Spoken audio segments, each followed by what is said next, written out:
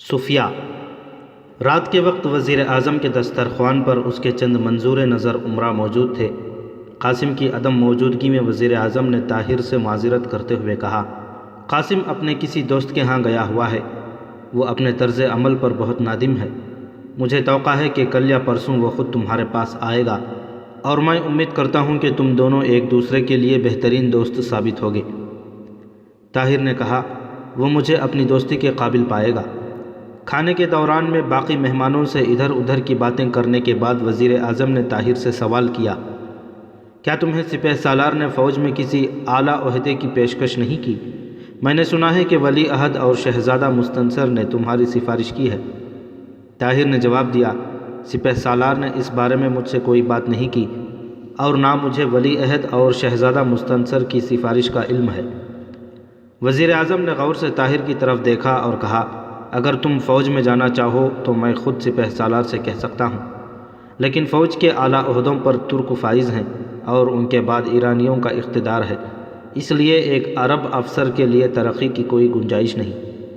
طاہر نے کہا، مجھے کسی عہدے کا لالچ نہیں، میں صرف مسلمانوں کی خدمت کے لیے کسی موقع کا متلاشی ہوں۔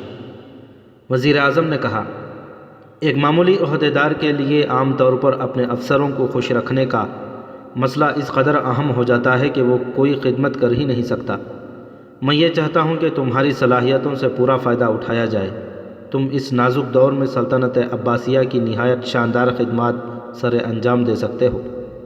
طاہر نے محسوس کیا کہ وزیر اعظم قاسم کا باپ ہونے کے باوجود ایک قابل قدر انسان ہے اور اس کے متعلق بغداد کے لوگوں نے جو رائے قائم کی تھی وہ رقابت اور حسد کی پیداوار تھی۔ اس نے کہا، مجھے آپ سلطنت بغداد کے لیے بڑی سے بڑی قربانی کے لیے آمادہ پائیں گے۔ وزیر اعظم نے کہا، موجودہ وقت میں بغداد کے خارجی معاملات بہت الجھے ہوئے ہیں اور ہمیں دفتر خارجہ کے لیے نہایت ہوش مند، ذہین اور قابل اعتماد آدمیوں کی ضرورت ہے۔ طاہر کو اچانک اپنی منزل کا زینہ دکھائی دیا۔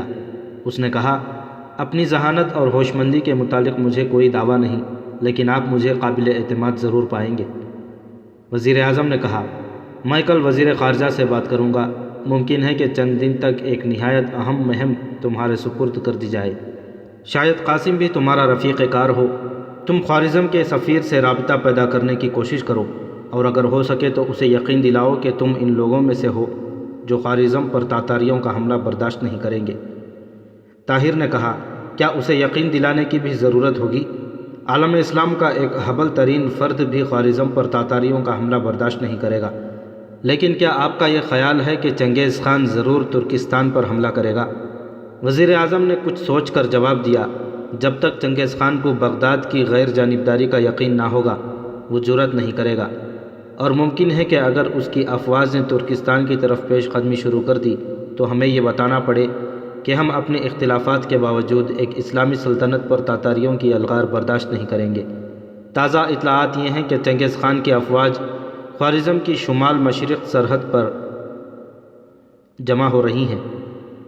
ممکن ہے ہمیں اسے یہ پیغام بھیجنا پڑے کہ اگر تم نے خوارزم پر حملہ کیا تو بغداد کی افواج خوارزم شاہ کی حمایت کے لیے میدان میں آ جائیں گی، لیکن خوارزم شاہ کے عمال کی یہ حالت ہے کہ وہ بغداد سے مملکت تاتار میں جانے والے تاجر کو بھی جاسوس سمجھ لیتے ہیں اور ہمارے سفیر تک کی تلاشی لینے سے باز نہیں آتے، اور اب چند دن سے تو وہ بغداد کے کسی ایلچی کو بھی سرحد عبور کر کے چنگیز خان کی مملکت میں داخل ہونے کی اجازت نہیں دیتے۔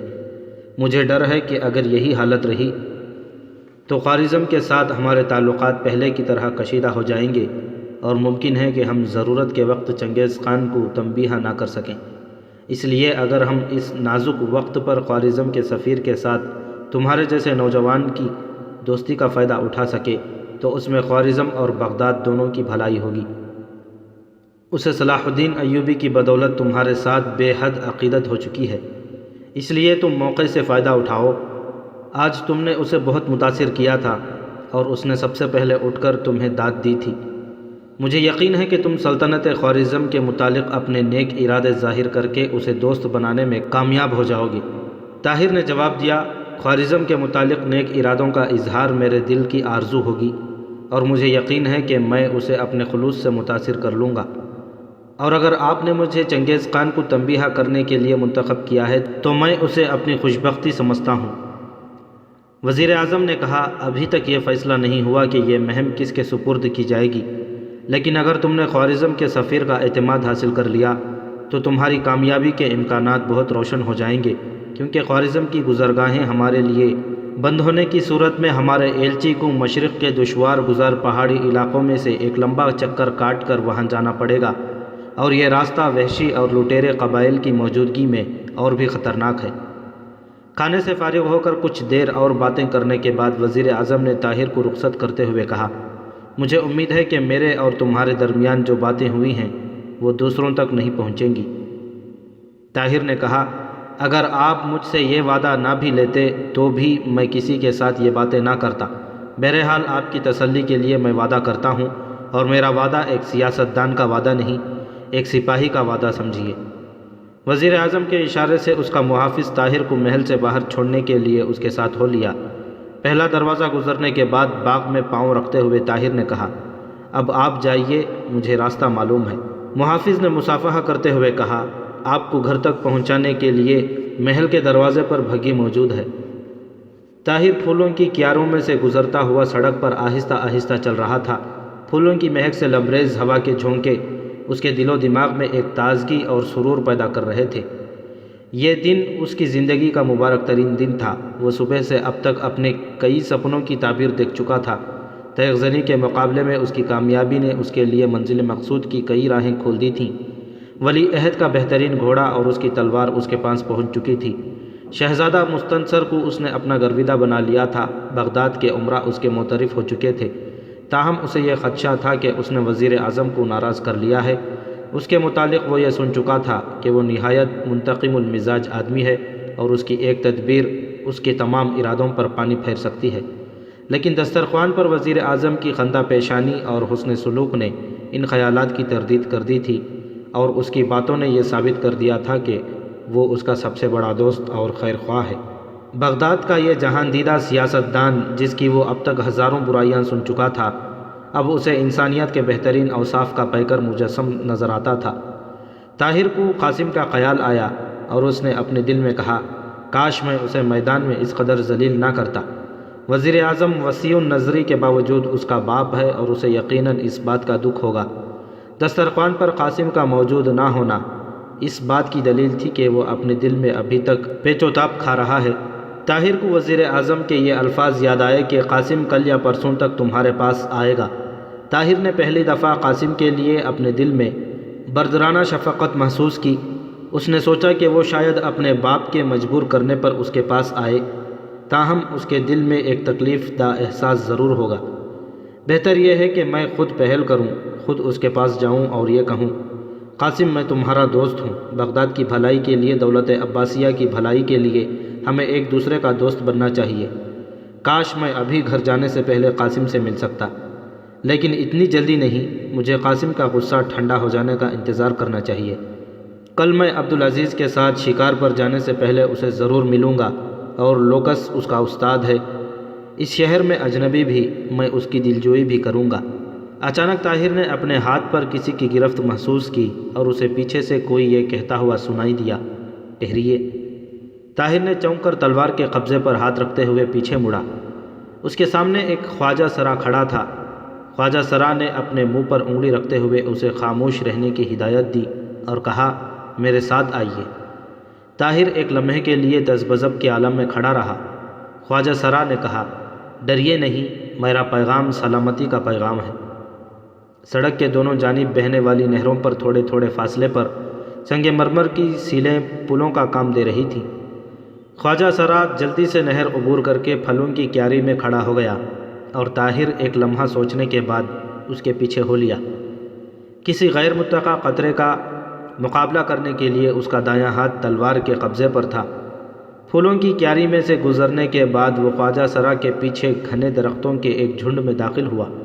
یہاں ٹھہریے، یہ کہہ کر خواجہ سرا ایک درخت کے پیچھے غائب ہو گیا۔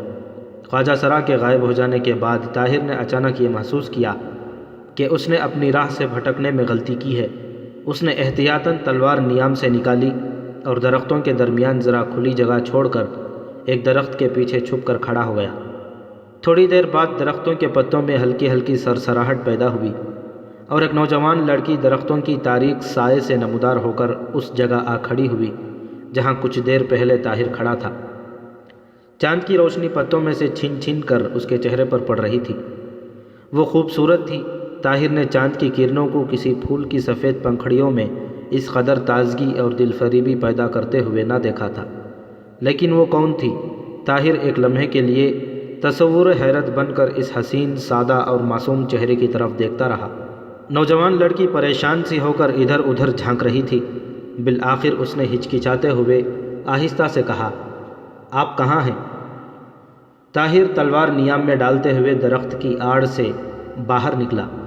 لڑکی نے جلدی سے چہرے پر نقاب ڈال لی اور ایک ثانیہ توقف کے بعد کہا، آپ میرے متعلق کسی غلط فہمی میں مبتلا نہ ہوں، میں آپ کی بھلائی کے لیے آپ سے کچھ کہنا ضروری سمجھتی ہوں۔ طاہر لڑکی کے الفاظ کے معنی سے زیادہ اس کے ترنم سے متاثر ہو رہا تھا۔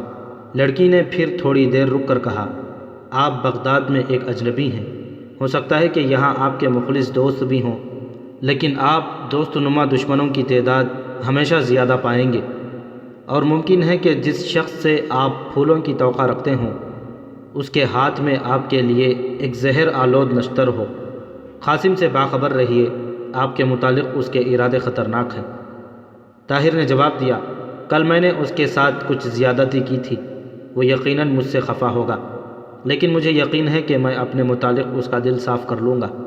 آپ اطمینان رکھیں، مجھے قاسم سے کوئی خطرہ نہیں۔ لڑکی نے کہا، بغداد میں آپ جیسے خوش فہم آدمی کے لیے کوئی جگہ نہیں۔ آپ اپنے لیے کوئی ایسا گوشہ تلاش کیجیے جہاں حسد، بغض اور اناد کو دل فریب مسکراہٹوں میں نہیں چھپایا جاتا، جہاں دل اور زبان کے درمیان ریا کے پردے نہیں۔ قاسم کو میں آپ سے زیادہ جانتی ہوں، آپ کے لیے اس کی دوستی شاید کھلی دشمنی سے زیادہ خطرناک ثابت ہوگی۔ طاہر نے کچھ سوچ کر جواب دیا، نیک دل خاتون، اس محل میں رہنے والوں کو میری بجائے قاسم سے زیادہ دلچسپی ہونی چاہیے۔ میں پوچھ سکتا ہوں کہ آپ کون ہیں؟ لڑکی نے جواب دیا، آپ کو یہ جاننے کی کوشش نہیں کرنی چاہیے۔ میں قاسم سے یقیناً قریب تر ہوں، لیکن مجھے اس کا آپ کے ساتھ الجھنا پسند نہیں۔ میں اس کی وجہ پوچھ سکتا ہوں؟ اس کی وجہ؟ لڑکی نے پریشان ہو کر جواب دیا، اس کی وجہ مجھے معلوم نہیں، لیکن آپ مجھ پر اعتبار کیجئے، آپ کی جان خطرے میں ہے۔ آپ اپنے لیے بغداد کا کوئی گوشہ محفوظ نہ سمجھیے۔ آپ میرے متعلق اس قدر پریشان نہ ہوں، میرے بازو میری حفاظت کر سکتے ہیں، اور اس کے علاوہ میں موت سے کبھی نہیں ڈرا۔ لڑکی نے مغموم لہجے میں کہا، شاید میرے یہاں آنے کی وجہ یہی تھی کہ آپ موت سے نہیں ڈرتے اور میں آپ کو ڈرانا بھی نہیں چاہتی، لیکن آپ کو اپنے بازوؤں پر اس قدر بھروسہ نہیں کرنا چاہیے۔ بہادر کی تلوار پیچھے سے حملہ کرنے والے کا خنجر نہیں روک سکتی۔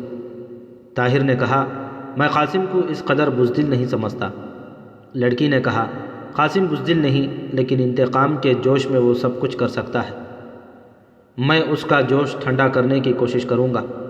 میں آپ کی کامیابی کے لیے دعا کروں گی۔ میں آپ کی نصیحت پر عمل کروں گا، لیکن اتنا جاننا چاہتا ہوں کہ آپ کون ہیں؟ اس سوال کا جواب میں دے چکی ہوں۔ آپ مجھے ایک ایسی مسلمان لڑکی سمجھیے جس کے دل میں اپنی قوم کے بہادر فرزندوں کے لیے عزت ہے۔ آپ کے متعلق میں اتنا جانتی ہوں کہ آپ ایک بہادر باپ کے بیٹے ہیں۔ اس سے زیادہ میں کچھ نہیں جانتی، نہ جاننا چاہتی ہوں۔ آپ بھی میرے متعلق زیادہ جاننے کی کوشش نہ کریں۔ زندگی میں ہمارے راستے ایک دوسرے سے مختلف ہیں۔ میں نے محسوس کیا تھا کہ آپ کی کشتی بھنور کے قریب آ چکی ہے۔ میں نے آپ کی آنکھیں کھولنا ضروری سمجھا۔ میں اپنا فرض پورا کر چکی ہوں۔ میں جاتی ہوں، آپ ذرا ٹھہریے۔ میں خواجہ سرا کو بھیجتی ہوں، وہ آپ کو راستے پر چھوڑ آئے گا۔ لڑکی طاہر کو ششد و حیران چھوڑ کر درختوں میں غائب ہو گئی۔ تھوڑی دیر بعد خواجہ سرا نمودار ہوا اور طاہر کو اپنے پیچھے آنے کا اشارہ کر کے آگے آگے چل دیا۔ پھولوں کی کیاری کے قریب پہنچ کر خواجہ سرا نے کہا، اب آگے آپ راستہ جانتے ہیں، مجھے اجازت دیجیے۔ طاہر کے دل میں خواجہ سرا سے اس لڑکی کے متعلق کچھ پوچھنے کی خواہش پیدا ہوئی، لیکن زبان نے دل کی تائید نہ کی۔ طاہر مختلف خیالات کی کشمکش میں محل سے باہر نکلا۔ دروازے کے سامنے بھگی کھڑی تھی۔ کوچوان نے اسے جھک کر سلام کیا اور وہ کچھ کہے بغیر بھگی پر سوار ہو گیا۔ وہ کون تھی؟ طاہر اپنے دل سے بار بار اس سوال کا جواب پوچھ رہا تھا۔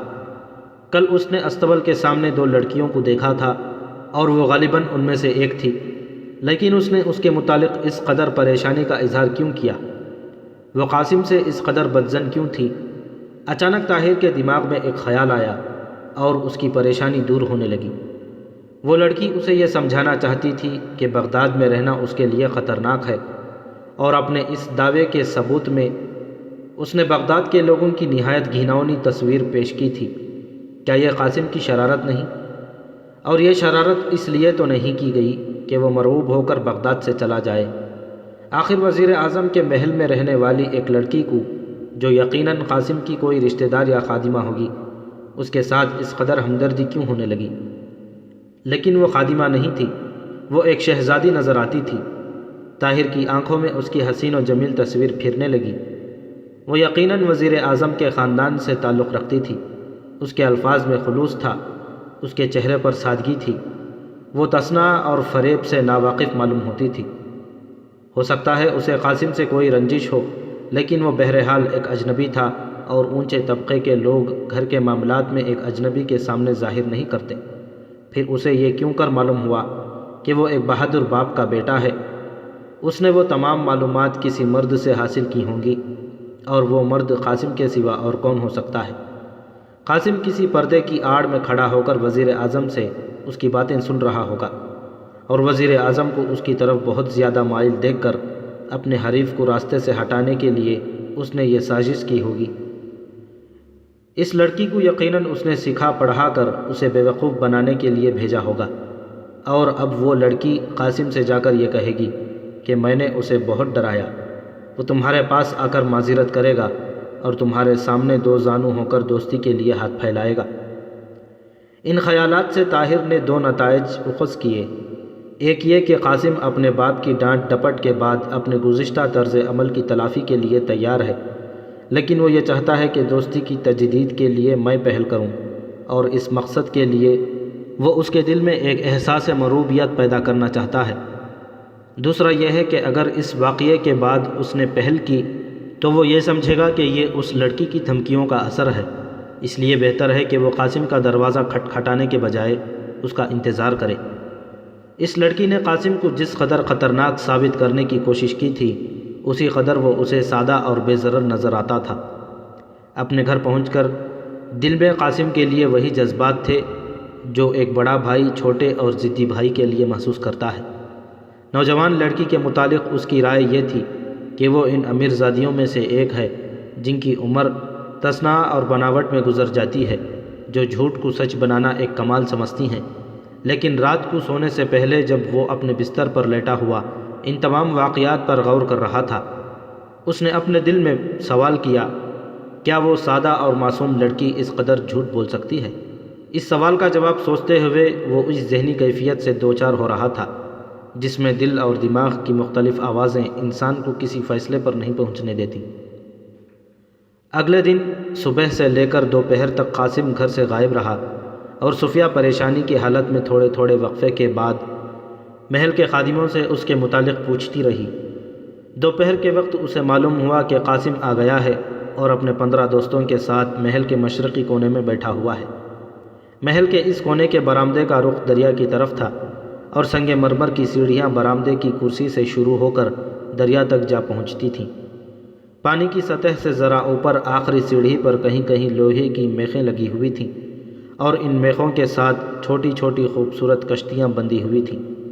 اس سیڑھی پر کھڑے ہو کر اوپر کی طرف قیصر خلافت کے سپہ سالار اور دوسرے عہدیداروں کے محلات کے 2 حصے جو دریا کے کنارے تعمیر کیے گئے تھے دکھائی دیتے تھے، اور ہر محل کے سامنے کشتیوں کی ایک بڑی تعداد نظر آتی تھی۔ صفیہ قاسم کے ارادوں سے تھوڑی بہت واقفیت حاصل کر چکی تھی۔ اب جب اس نے یہ سنا کہ وہ اپنے 15-20 دوستوں کے ساتھ بیٹھا ہوا ہے، اس کی تشویش بڑھنے لگی۔ تھوڑی دیر سوچنے کے بعد وہ ایک مضبوط ارادہ لے کر محل کے مشرقی کونے کی طرف چل پڑی۔ اس کونے پر اوپر کی منزل کے کمروں میں کبھی کبھی صبح یا شام کے وقت خواتین آ کر بیٹھتیں اور دریائے دجلہ کے دلکش مناظر سے لطف اندوز ہوتی تھیں۔ تیسری منزل پر ایک وسیع بارہ دری تھی۔ دوسری اور تیسری منزل سے دریا کی طرف اترنے کے لیے پیچ در پیچ سیڑھیاں بنائی گئی تھیں اور ان کا دروازہ دریا کی طرف کھلنے والے برآمدے کے کونے میں تھا۔ صوفیہ تیسری منزل کی گیلری میں سے گزرتی ہوئی بارہ دری میں پہنچی اور وہاں سے اس نے تنگ سیڑھیوں سے نیچے اترنا شروع کر دیا۔ نچلے کمرے کی چھت سے ذرا نیچے اس سیڑھی کا دروازہ ایک گیلری میں کھلتا تھا۔ اس گیلری کا رخ مائیں باغ کی طرف تھا اور قاسم کبھی کبھی خوشگوار موسم میں اس گیلری میں بیٹھ کر اپنے کسی دوست کے ساتھ شطرنج کھیلتا تھا۔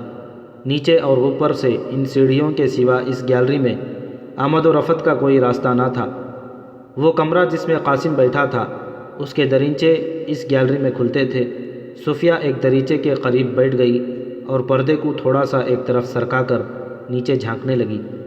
قاسم 15-20 ایسے نوجوانوں کے درمیان بیٹھا ہوا تھا جس کے متعلق بغداد کے شریف آدمیوں میں سے کسی کی رائے اچھی نہ تھی۔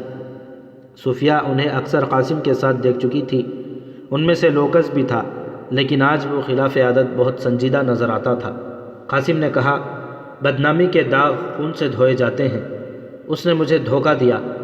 شروع میں اس نے یہ ظاہر کیا کہ وہ وار کرنا جانتا ہی نہیں، اور میں صرف اس خیال سے کہ یہ کھیل جلد ختم نہ ہو جائے نہایت بے پرواہی سے اس پر حملہ کرتا رہا۔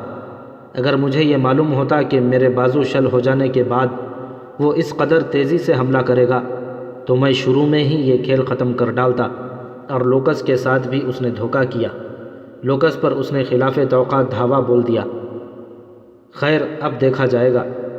لوکس نے کہا، کم از کم میں اپنے متعلق یہ نہیں کہوں گا کہ اس نے میرے ساتھ دھوکہ کیا ہے۔ اس کی فتح برتری کا نتیجہ تھی۔ مجھے اگر کسی بات کا افسوس ہے تو وہ یہ کہ ہم نے بہادروں کی طرح ہار مان کر اس کی طرف دوستی کا ہاتھ نہیں بڑھایا۔ لوکس کی زبان سے یہ بات سب کے لیے غیر متوقع تھی اور وہ حیرانی سے اس کی طرف دیکھنے لگے۔ کمرے میں ایک اور شخص داخل ہوا اور سب کی نگاہیں لوکس سے ہٹ کر اس کی طرف مبذول ہو گئیں۔ قاسم نے پوچھا، کیوں، کیا خبر لائے؟ نووارید نے جواب دیا، انہوں نے دریا کے اسی کنارے پر نیچے کی طرف یہاں سے 5 کوس دور خیمہ لگایا ہے۔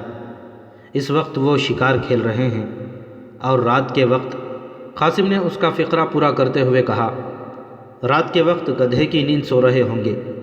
اسی کنارے پر اوپر کی طرف یا نیچے؟ نیچے جنگل کے قریب۔ وہ کتنے ہیں؟ کل 8۔ اور کون کون ہیں؟ عبدالعزیز، عبدالملک، مبارک اور افضل۔ باقی فوجی افسر ہیں، ان کے نام میں نہیں جانتا۔ ہاں، شاید ایک طاہر کا نوکر ہے۔ قاسم نے پوچھا، تمہارے خیال میں ہم گھوڑوں پر جائیں یا کشتیوں میں جانا بہتر رہے گا؟ اس نے جواب دیا، گھوڑوں پر جانے سے یہ بات راز نہیں رہ سکے گی، ہم کشتیوں پر راتوں رات واپس آ سکتے ہیں۔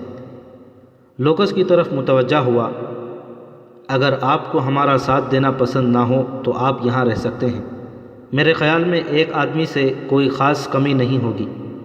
لوکس نے جواب دیا، میں ان لوگوں میں سے نہیں جو غلط اور خطرناک راستوں پر دوستوں کا ساتھ چھوڑ جاتے ہیں۔ میں آپ کے ساتھ ہوں، لیکن یہ ضرور کہوں گا کہ آپ جو کچھ کرنا چاہتے ہیں وہ بہادروں کی روایات کے خلاف ہیں۔ کم از کم سوئے ہوئے دشمن پر حملہ کرنے کے لیے میری تلوار بے نیام نہ ہوگی۔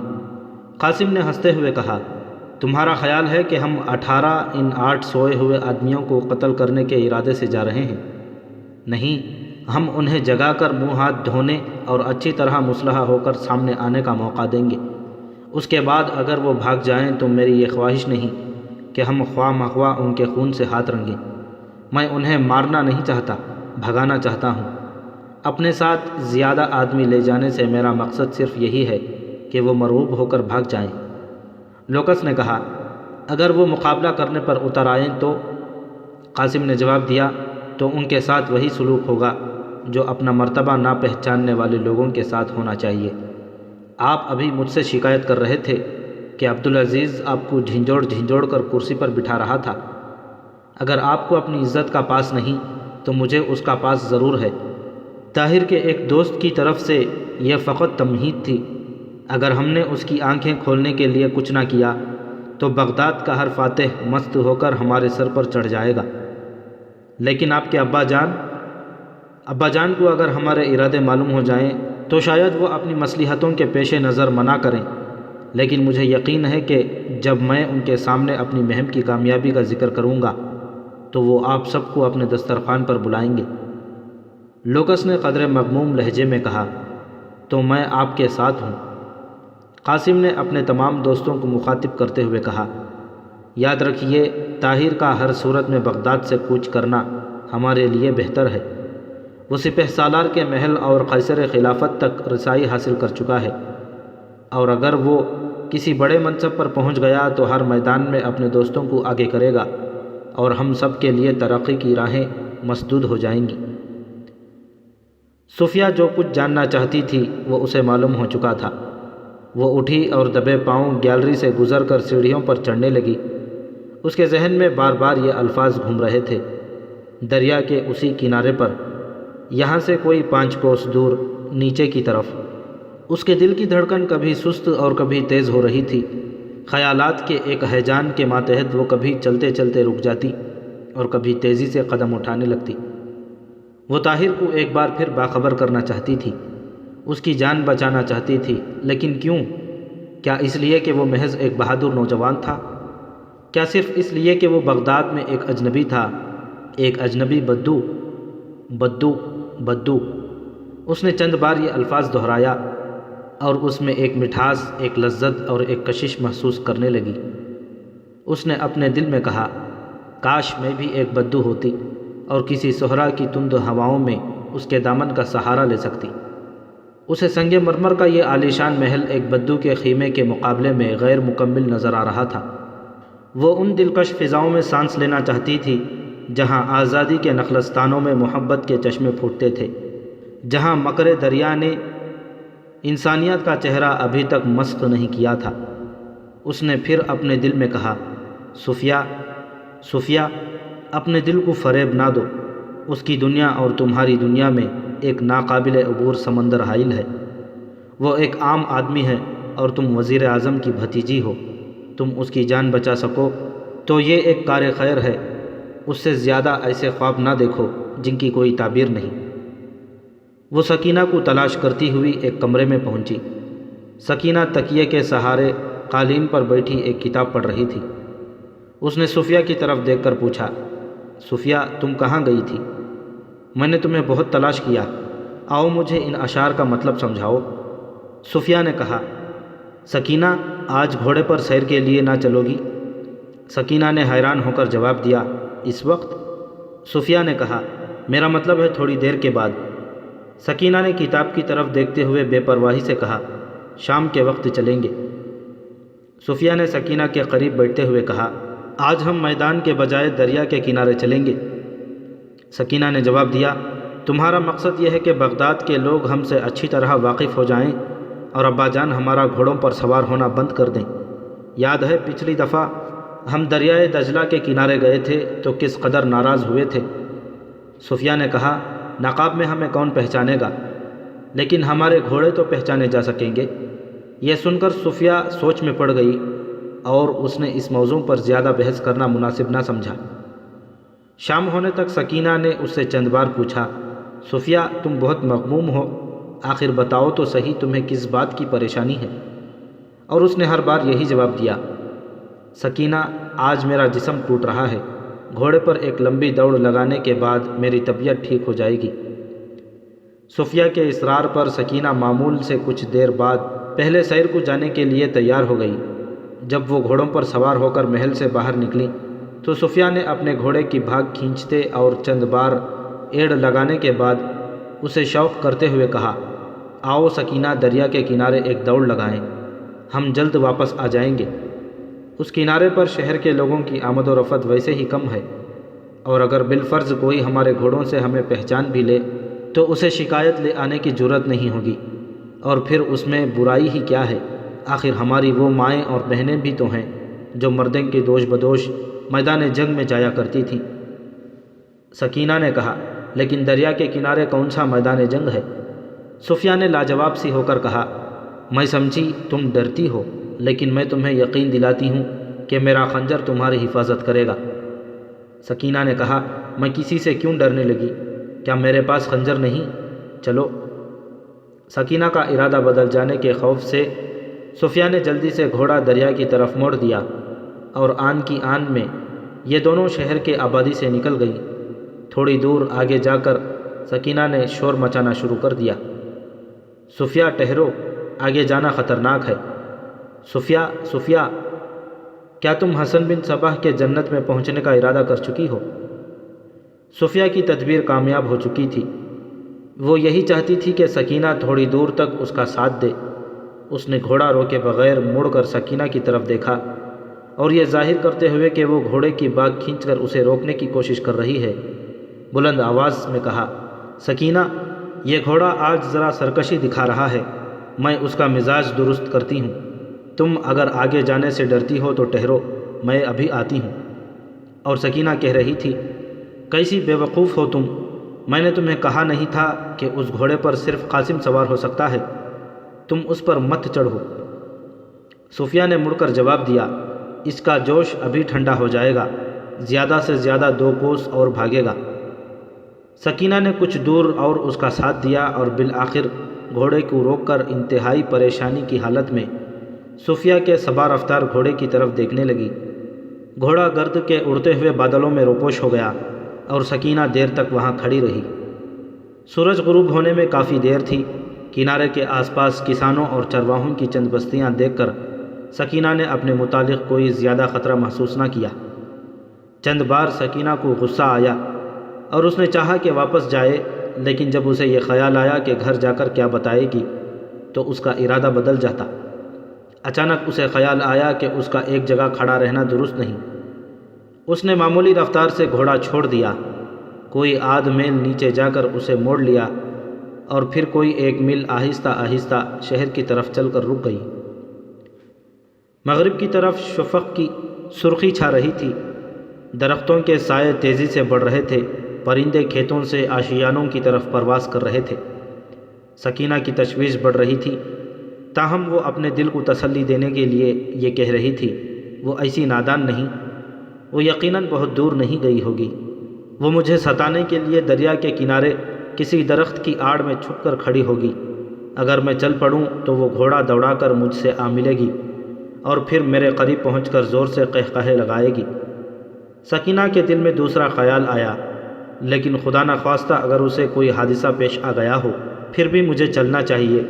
میں ابا جان سے کہہ دوں گی کہ اس کا گھوڑا سرکش ہو کر اس طرف نکل آیا تھا۔ بہت دیر سوچنے کے بعد سکینہ نے واپس چلنے کا فیصلہ کیا، تاہم اس امید پر کہ صفیہ آ رہی ہوگی، وہ کبھی کبھی گھوڑے کو روک کر اس کا انتظار کرنے لگی۔ قاسم کا انتقام۔ طاہر عبدالعزیز کے دوستوں میں سے عبدالملک اور مبارک کے ساتھ بہت جلد مانوس ہو گیا۔ مبارک ایک قوی ہیکل اور سادہ دل سپاہی تھا، تعلیم میں بھی وہ باقی سب سے پیچھے تھا۔ احباب کی محفل میں بات کرتے ہوئے وہ بہت جھجکتا، لیکن دریا میں تیرنے، گھنے جنگل میں گھوڑے پر ہرن کا پیچھا کرنے اور اڑتے ہوئے پرندوں کو تیر کا نشانہ بنانے میں اس نے اپنے آپ کو طاہر کی توجہ کا مستحق بنا لیا۔ طاہر کو زید اور مبارک میں بہت سی باتیں مشکّہ نظر آئیں۔ زید جس قدر دوسروں سے بات کرتا ہوا گھبراتا تھا، اسی قدر مبارک کے ساتھ بے تکلف ہونے کی کوشش کرتا تھا۔ افضل ایک خوش وضع نوجوان تھا، باتیں کرنے میں وہ کافی ہوشیار تھا، لیکن دوسروں کے مقابلے میں اس کی نفاست اور تن آسانی دیکھ کر طاہر نے اس کے متعلق کوئی بلند رائے قائم نہ کی۔ شکار میں افضل نے تھوڑی دیر اپنے دوستوں کا ساتھ دیا اور پھر ایک درخت کے نیچے گھوڑا باندھ کر آرام سے سو گیا۔ دوپہر کے وقت جب وہ دریا میں تیر رہے تھے، زید کو اس بات سے خوشی ہوئی کہ گہرے پانی سے دور رہنے کے لیے اسے ایک ساتھی مل گیا ہے۔ طاہر جس نوجوان سے متاثر ہوا وہ عبدالملک تھا۔ قد میں وہ عبدالعزیز سے ذرا کم تھا، جسمانی طور پر وہ کافی تنومند تھا، لیکن اس کا چہرہ نسبتاً لمبودرا اور پتلا تھا۔ اس کی کشادہ پیشانی، تیکھے نقوش اور بڑی بڑی سیاہ آنکھوں میں غایت درجے کی جاذبیت تھی۔ اس نے بغداد کی بہترین درسگاہوں میں تعلیم حاصل کی تھی اور بغداد کے مروجہ علوم پر اسے کافی عبور تھا، اور جس قدر طاہر اس کے خیالات کی پختگی سے متاثر ہوا تھا، اس سے کہیں زیادہ وہ طاہر کی ذہانت اور تجیر علمی کا معترف تھا۔ تھوڑی دیر باتیں کرنے کے بعد طاہر اور عبدالملک یہ محسوس کر رہے تھے کہ وہ مدت سے ایک دوسرے کو جانتے ہیں۔ موسیٰ اور نصیر خالص سپاہی تھے، انہیں علم و ادب سے کوئی وابستہ نہ تھا، فقط عبدالعزیز کی شخصیت اور محبت نے انہیں اس ٹولی میں شامل کر دیا تھا۔ اور جس وقت باقی دوست درختوں کے سائے میں بیٹھ کر نہایت اہم مسائل پر گفتگو کر رہے تھے، یہ دونوں ذرا دور بیٹھ کر آپس میں جھگڑ رہے تھے۔ موسیٰ کہہ رہا تھا، میں نے جو ہرن شکار کیا ہے وہ وزن میں تمہارے ہرن سے بھاری ہے اور اس کے سینگ تمہارے ہرن سے زیادہ خوبصورت ہیں۔ نصیر اسے جھوٹا ثابت کرنے کی کوشش کر رہا تھا۔ وہ کہہ رہا تھا، تم نے خواب میں بھی ایسا ہرن شکار نہیں کیا ہوگا۔ زید کو ان کا جھگڑا علمی مباحث سے زیادہ دلچسپ محسوس ہوا اور وہ اٹھ کر ان کے قریب جا بیٹھا۔ انہوں نے ایک دوسرے کو اپنی بات منوانے سے مایوس ہو کر زید کو اپنا ثالث بنا لیا۔ زید ہرن کی خوبیوں سے زیادہ اس کی وکالت میں نصیر کے جوش و خروش سے متاثر ہوا اور اس نے نصیر کے حق میں فیصلہ دے دیا۔ موسیٰ اسے اپنے فیصلے پر نظر ثانی کرنے کے لیے آمادہ کر رہا تھا، لیکن نصیر نے کہا، بس اب ثالث کے فیصلے کے بعد تمہیں بولنے کا کوئی حق نہیں۔ موسیٰ نے زید پر اپنا غصہ یوں اتارا کہ جب یہ تینوں دریا میں نہا رہے تھے، موسیٰ نے مذاق میں زید کی گردن دبا کر اسے 2-3 غوطے دے دیے۔ زید نے باہر نکل کر اسے کشتی کے لیے للکارا اور جب موسیٰ مقابلے کی دعوت پر لبیک کہتا ہوا باہر نکلا، مبارک، افضل اور عبدالعزیز طاہر اور عبد الملک کو چھوڑ کر ان کے گرد آ جمع ہوئے۔ زید موسیٰ کو پچھاڑ کر اس کی چھاتی پر چڑھ بیٹھا اور بولا، اب ان سب کے سامنے اعلان کرو کہ میرا فیصلہ صحیح تھا۔ موسیٰ نے تھوڑی دیر ہاتھ پاؤں مارنے کے بعد ہنستے ہوئے کہا، میں اعلان کرتا ہوں کہ تمہارا فیصلہ بالکل صحیح تھا۔ زید نے کہا، وعدہ کرو کہ آئندہ پانی میں مجھے غوطہ نہیں دو گے۔ موسیٰ نے وعدہ کیا اور زید نے اسے چھوڑ دیا۔ عصر کی نماز کے بعد ان لوگوں نے تیر اندازی کی مشق شروع کر دی، لیکن طاہر، عبدالعزیز اور عبد الملک دریا کے کنارے سیر کے لیے چل دیے۔ سورج غروب ہونے کے قریب تھا اور وہ خیمے کی طرف لوٹنے کا ارادہ کر رہے تھے کہ دور سے ایک سوار سرپٹ آتا ہوا دکھائی دیا اور وہ اس کی طرف دیکھنے لگے۔ سوار کو قریب آتا دیکھ کر عبدالعزیز نے کہا، یہ کوئی عورت معلوم ہوتی ہے، اور طاہر نے اپنے دل میں ایک خلش سی محسوس کی۔ گھوڑا قریب آنے پر یہ خلش پریشانی اور اضطراب میں تبدیل ہونے لگی۔ یہ صفیہ تھی، پیشانی اور آنکھوں کے سوا اس کا باقی چہرہ نقاب میں چھپا ہوا تھا۔ اس نے کچھ فاصلے پر گھوڑا روک لیا اور تذبذب کے عالم میں یکے بعد دیگرے ان تینوں کی طرف دیکھنے لگی۔ ایک لمحہ توقف کے بعد اس نے گھوڑے کو چند قدم آگے بڑھا دیا اور طاہر پر نظریں گاڑ دیں۔ اس کی آنکھیں کسی تکلیف دہ احساس کی ترجمانی کر رہی تھیں۔ لڑکی کی ہچکچاہٹ سے متاثر ہو کر عبد الملک نے طاہر سے مخاطب ہو کر کہا، وہ تم سے کچھ کہنا چاہتی ہے، جاؤ۔ طاہر نے آگے بڑھ کر سوال کیا، آپ مجھ سے کچھ کہنا چاہتی ہیں؟ لڑکی نے اپنے تیز تیز سانس پر قابو پاتے ہوئے جواب دیا، ہاں، میں آپ کو یہ بتانے کے لیے آئی تھی کہ قاسم آج رات۔ طاہر نے کسی قدر طنزیہ لہجے میں اس کا فقرہ پورا کرتے ہوئے کہا، ہمیں قتل کر ڈالے گا، لہٰذا ہمیں بغداد سے 100 کوس دور نکل جانا چاہیے۔ میرے خیال میں مجھے پہلے بھی آپ سے ملاقات کا شرف حاصل ہو چکا ہے۔ صفیہ کے دل کو ایک گہرا چرکا لگا اور اس نے کانپتی ہوئی مجروح آواز میں کہا، میں آپ کو بغداد کے بذلۂ سنج اور حاضر جواب نوجوانوں سے مختلف سمجھتی ہوں۔ بہرحال میں اپنا فرض پورا کرتی ہوں۔ قاسم رات کے وقت 15-20 آدمیوں کے ساتھ کشتی پر یہاں پہنچ کر اچانک آپ پر حملہ کر دے گا۔ آپ یہاں سے چلے جائیں یا اپنی تفریح کے لیے کوئی اور جگہ منتخب کر لیں تو اس میں آپ کی بھلائی ہے، ورنہ شاید بغداد میں کوئی یہ نہ پوچھے کہ کون قتل ہوا اور کس نے قتل کیا۔ طاہر کے شکوک یقین کی حد تک پہنچ چکے تھے۔ اس نے کہا، آپ کی تکلیف کا شکریہ۔ آپ قاسم سے کہہ دیجئے کہ ایک عقل مند آدمی 2 بار ایک غلط حربہ استعمال نہیں کرتا۔ میں آپ کو پہلے بھی یقین دلا چکا ہوں، میں اس کا دشمن بننے کے بجائے اس کا دوست بننے کو ترجیح دوں گا، لیکن مجھے مروب کرنے کے لیے جو طریقے وہ اختیار کر رہا ہے اسے ہر سلیم الفطرت انسان برا سمجھے گا۔ میں اسے گلے لگانے کے لیے تیار ہوں، اس کے پاؤں پر رینگنے کے لیے کبھی تیار نہیں ہوں گا۔ صفیہ کے لیے طاہر کا ہر لفظ زہر میں بجھا ہوا نشتر تھا۔ اپنے خلوص و احسار کی تضحیک اس کے لیے ناقابل برداشت تھی۔ اس نے غصے سے کانپتی ہوئی بلند آواز میں کہا، تم ایک وحشی، جاہل اور مغرور بدو ہو۔ تم یہ سمجھتے ہو کہ مجھے قاسم نے بھیجا ہے اور میں اس کے کہنے پر یہاں آئی ہوں، اور کل بھی تم میرے متعلق یہ رائے لے کر گئے تھے کہ میں اس کی اعلی کار ہوں اور میں تمہیں مروب کرنے کے لیے جھوٹ بول رہی تھی۔ میں نے تمہیں سمجھنے کی غلطی کی، تم قاسم سے مختلف نہیں، میں بے وقوف تھی، اور اب میں تمہیں یہ کہتی ہوں کہ تم رات کے وقت اپنے خیمے میں چراغ جلا کر آرام سے سو جاؤ تاکہ قاسم کو تمہیں تلاش کرنے میں دیر نہ لگے۔ صفیہ یہاں تک کہہ کر ہچکیاں لینے لگی، اور طاہر اس کے الفاظ کی تلخی سے زیادہ اس کی خوبصورت آنکھوں میں چھلکتے ہوئے آنسوؤں سے متاثر ہو رہا تھا۔ اس نے کسی پھول کی پنکھڑی پر شبنم کے قطروں میں وہ جاذبیت نہ دیکھی تھی جو اسے اس کی پلکوں میں اٹکے ہوئے موتیوں میں نظر آ رہی تھی۔ اس نے سوچا، اگر میں نے اس لڑکی کے متعلق غلط رائے قائم کی ہو تو۔ صفیہ نے ایک لمحے کے لیے اپنی آنکھیں آستین میں چھپا لی، اور اس کے بعد طاہر پر ایک ایسی نظر ڈالنے کے بعد جس میں غصہ بھی تھا اور رحم بھی، گھوڑے کی باگ موڑ لی۔ لیکن عبد الملک جو چند قدم پر کھڑا یہ گفتگو سننے کے بعد ایک نتیجے پر پہنچ چکا تھا، تیزی سے آگے بڑھا اور گھوڑے کی باگ پکڑتے ہوئے بولا، معزز خاتون، مجھے آپ سے ہم کلام ہونے کا حق نہیں، لیکن ایسے موقع پر کچھ کہے بغیر نہیں رہ سکتا۔ مجھے یہ معلوم نہیں کہ آپ اور طاہر ایک دوسرے کو کب سے جانتے ہو، بہرحال آپ کے آنسو آپ کے خلوص کی شہادت دیتے ہیں۔ طاہر نے شاید آپ کو سمجھنے میں غلطی کی ہے، لیکن آپ اس غلطی کو ناقابل معافی نہ سمجھیے۔ وہ بغداد میں ایک اجنبی ہے، یہاں کے حالات سے واقف نہیں۔ آپ کے متعلق اگر اس نے غلط رائے قائم کی ہے تو اس کی وجہ غالباً یہ ہے کہ طاہر قاسم کو ایک بہادر نوجوان سمجھتے ہوئے اس کے متعلق فوراً بری رائے قائم کرنے کے لیے تیار نہیں۔ اسے یہ معلوم نہیں کہ بغداد کی امراء کی ذہنیت کس قدر گھناؤنی ہے۔ میں قاسم کو جانتا ہوں اور طاہر کی طرف سے معذرت پیش کرتا ہوں۔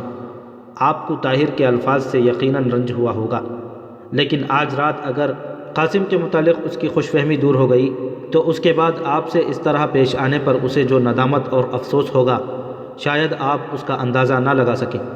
میں سمجھ سکتا ہوں کہ آپ کن مشکلات کا سامنا کرتے ہوئے یہاں پہنچی ہوں گی۔ آپ نے ہم پر بہت احسان کیا، اور میں آپ کو اطمینان دلاتا ہوں کہ ہم اس خطرے سے بچ نکلنے کی کوشش کریں گے، اور آپ کو یہ بھی یقین دلاتا ہوں کہ طاہر کو بھی آپ احسان فراموش نہیں پائیں گے۔ اگر گستاخی نہ ہو تو میرا خیال ہے کہ آپ صفیہ ہیں۔ صفیہ نے جواب دیا، ہاں، لیکن آپ کو میرے یہاں آنے سے کوئی غلط فہمی ہوئی ہو تو آپ اپنی بیوی سے پوچھ لیں۔ اگر آپ عبد الملک ہیں تو آپ کی بیوی مجھے اچھی طرح جانتی ہیں۔ عبد الملک نے کہا، آپ اطمینان رکھیے، مجھے آپ کے متعلق کوئی غلط فہمی نہیں ہو سکتی۔ صفیہ کے غصے کی آگ سرد ہو چکی تھی۔ طاہر کو ندامت اور افسوس کی حالت میں سر جھکائے ہوئے دیکھ کر اس نے کہا، جب یہ اپنے طرز عمل پر نادم ہوں گے تو مجھے بھی اپنی سخت کلامی پر افسوس ہوگا۔ میں پھر ایک بار کہتی ہوں کہ قاسم رات کے وقت آئے گا، آپ باخبر رہیں، اور میں یہ بھی چاہتی ہوں کہ قاسم کو کوئی نقصان نہ پہنچے۔ آپ وعدہ کیجئے۔ عبد الملک نے کہا، میں وعدہ کرتا ہوں کہ قاسم کے سر کا بال تک بیگا نہیں ہوگا۔ طاہر نے گردن اوپر اٹھائی اور کہا، اگر میں ابھی اپنی ندامت کا اظہار کر دوں تو آپ مجھے قابل معافی سمجھیں گی؟ نہیں، ابھی نہیں۔ صفیہ نے یہ کہتے ہوئے گھوڑے کو ایڑ لگا دی۔ طاہر خفیف سا ہو کر نگاہوں سے اوجھل ہوتے ہوئے گھوڑے کی طرف دیکھ رہا تھا۔ عبد الملک نے اس کے کندھوں پر ہاتھ رکھتے ہوئے کہا، تم اس لڑکی کو جانتے ہو؟ نہیں، طاہر نے جواب دیا۔ میں پوچھ سکتا ہوں کہ اسے پہلی بار تم نے کب اور کہاں دیکھا تھا؟ کل رات وزیر اعظم کے محل کے باغ میں۔ لیکن یہ ہے کون؟ قاسم کی چچا زاد بہن صفیہ۔ اور اس کے باوجود تم یہ سمجھتے ہو کہ میرا اندازہ غلط تھا؟ تمہارا اندازہ اگر میں غلط سمجھتا ہوں تو اس کی وجہ بھی یہی ہے کہ وہ قاسم کی چچا زاد بہن ہے اور اس کا باپ بغداد کے تمام امراء سے مختلف تھا۔ لیکن اب چلو، نماز کا وقت ہو رہا ہے۔ طاہر ان کے ساتھ چل دیا۔ عبدالعزیز جو اب تک خاموش تھا، طاہر سے مخاطب ہو کر بولا، آپ کو اس قدر پریشان نہیں ہونا چاہیے۔ اس نے آپ کی معذرت کو ٹھکرایا نہیں۔ پھر وہ عبد الملک سے مخاطب ہوا، تمہارے خیال میں ہمیں کیا کرنا چاہیے؟ لڑائی کی صورت میں ہم صرف 8 ہونے کے باوجود انہیں بہت اچھا سبق دے سکتے ہیں، لیکن تم وعدہ کر چکے ہو کہ قاسم کے سر کا بال تک بیکا نہ ہوگا، اور جب تلواریں ٹکرانے لگیں تو مد مقابل کے بالوں کا لحاظ رکھنا ذرا مشکل ہو جاتا ہے۔ عبد الملک نے کہا، میں نے اس کے ساتھ قاسم کی جان کی حفاظت کا وعدہ کیا ہے، یہ وعدہ نہیں کیا کہ اس کے گلے میں پھولوں کا ہار ڈالا جائے گا۔ عبدالعزیز نے کہا، تو ہم اسے آج ایسا سبق دیں گے جو شاید اسے تمام عمر نہ بھولے۔ لیکن تمہیں یقین ہے کہ قاسم رات کے وقت ہم پر حملہ کرے گا؟ عبد الملک نے جواب دیا، اس لڑکی کے متعلق مجھے جو کچھ معلوم ہے، میں اس کے پیش نظر اس پر یقین نہ کرنا گناہ سمجھتا ہوں۔ قاضی عبد الرحمن اسے قرآن و حدیث کی تعلیم دیا کرتے تھے، میری بیوی بھی ان کی شاگرد تھی، اس لیے یہ دونوں ایک دوسرے کو اچھی طرح جانتی ہیں۔ میری بیوی اس کے متعلق بہت بلند رائے رکھتی ہے۔ عبدالعزیز نے سوال کیا، لیکن تم نے اسے کیسے پہچان لیا؟ تم نے غور نہیں کیا؟ اس کے نیچے قاسم کا گھوڑا تھا۔ صفیہ تھکے ہوئے گھوڑے کو کبھی آہستہ اور کبھی تیز رفتار سے بھگاتی ہوئی جا رہی تھی۔ اپنے محل سے کوئی نصف کوس کے فاصلے پر اس نے سکینہ کو جا لیا۔ سکینہ راستے میں رک رک کر کئی بار اسے غصے کی حالت میں گالیاں دے چکی تھی اور محبت سے مجبور ہو کر اس کی سلامتی کی دعائیں کر چکی تھی۔ کبھی وہ کہتی، صفیہ تم زندہ اور سلامت لوٹاؤ تو میں اتنے دینار خیرات کروں گی، اور کبھی وہ اپنے ہونٹ کاٹتے ہوئے یہ کہتی، صفیہ تم ایک بار آ جاؤ، میں تمہارے ساتھ وہ سلوک کروں گی جو تمہیں عمر بھر یاد رہے۔ تمہارے ساتھ سیر کے لیے نکلنا تو درکنار، میں کبھی بات تک نہ کروں گی۔ صفیہ پگلی، نادان، بے وقوف، اب شام ہو رہی ہے، تم کہاں جا بیٹھی ہو؟ میں گھر جا کر کیا جواب دوں گی؟ کل تک سارے شہر میں مشہور ہو جائے گا کہ صفیہ غائب ہو گئی۔ اور جب صفیہ اس کے قریب پہنچ کر کہہ رہی تھی، آپا سکینہ، بھلا یہ ہو سکتا ہے کہ تم مجھ سے خفا ہو جاؤ؟ ذرا میری طرف دیکھو تو میں صفیہ ہوں، تمہاری ننھی صفیہ۔ تو سکینہ کے لیے یہ فیصلہ کرنا ممکن تھا کہ اسے کیا کہنا چاہیے۔ صفیہ نے پھر کہنا شروع کیا، آپا، میری آپا، تمہیں اس قدر خفا دیکھنے سے تو بہتر تھا کہ میں گھوڑے سے گر کر مر جاتی۔ بہت بے وقوف ہو تم۔ سکینہ نے یہ کہتے ہوئے صفیہ کی طرف دیکھا اور اس کی آنکھوں میں آنسو امڈ آئے۔ تھوڑی دیر آگے چل کر سکینہ نے کہا، اگر تمہیں حسن بن صباح کی جماعت کا کوئی آدمی مل جاتا تو؟ صفیہ نے ہنستے ہوئے جواب دیا، تو میں اسے یہ کہتی، تمہاری جنت میں حور بن کر رہنے کی مستحق میں نہیں، سکینہ ہے۔ سکینہ نے کہا، اور گھر والوں نے ہماری تلاشی شروع کر دی تو کیا بہانہ بناؤ گی؟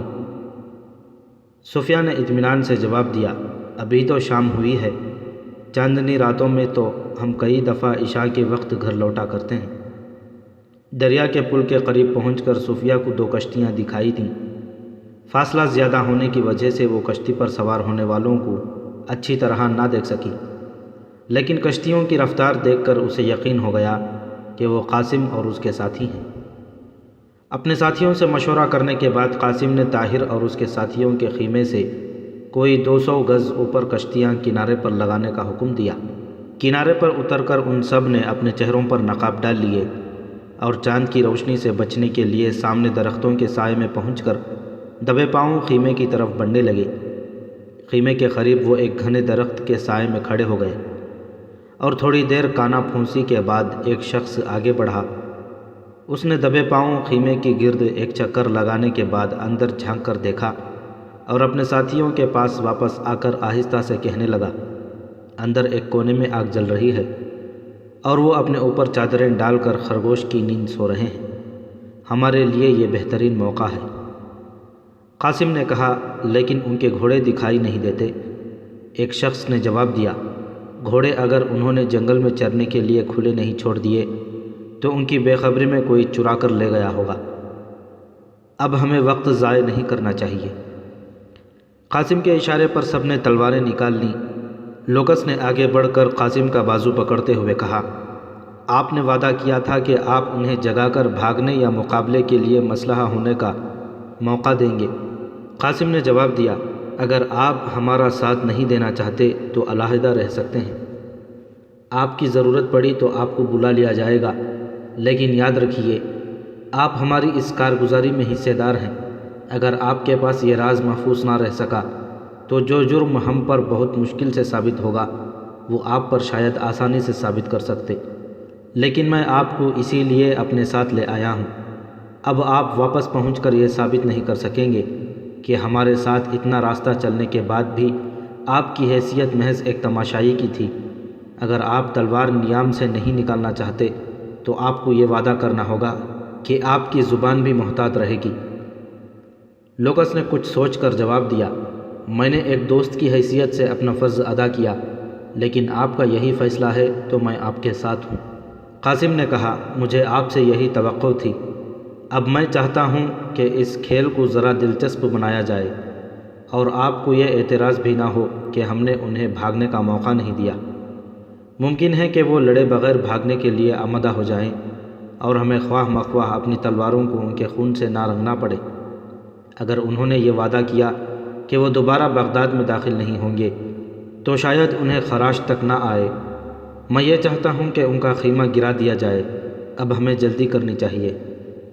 قاسم کی اس تجویز پر اس کے بعض ساتھیوں نے اسے کھلے دل سے داد دی۔ وہ درخت کے سائے سے نکل کر زمین پر رینگتے ہوئے خیمے کے گرد جمع ہو گئے۔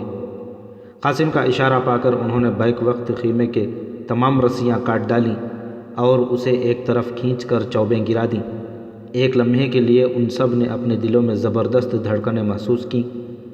ایک ثانیے کے لیے ان کے کان زمین پر بچھے ہوئے کپڑے کے نیچے سے طرح طرح کی آوازوں کے منتظر تھے، اور پھر تھوڑی دیر کے لیے ان کی آنکھیں سونے والوں کے کروٹوں کی منتظر رہیں۔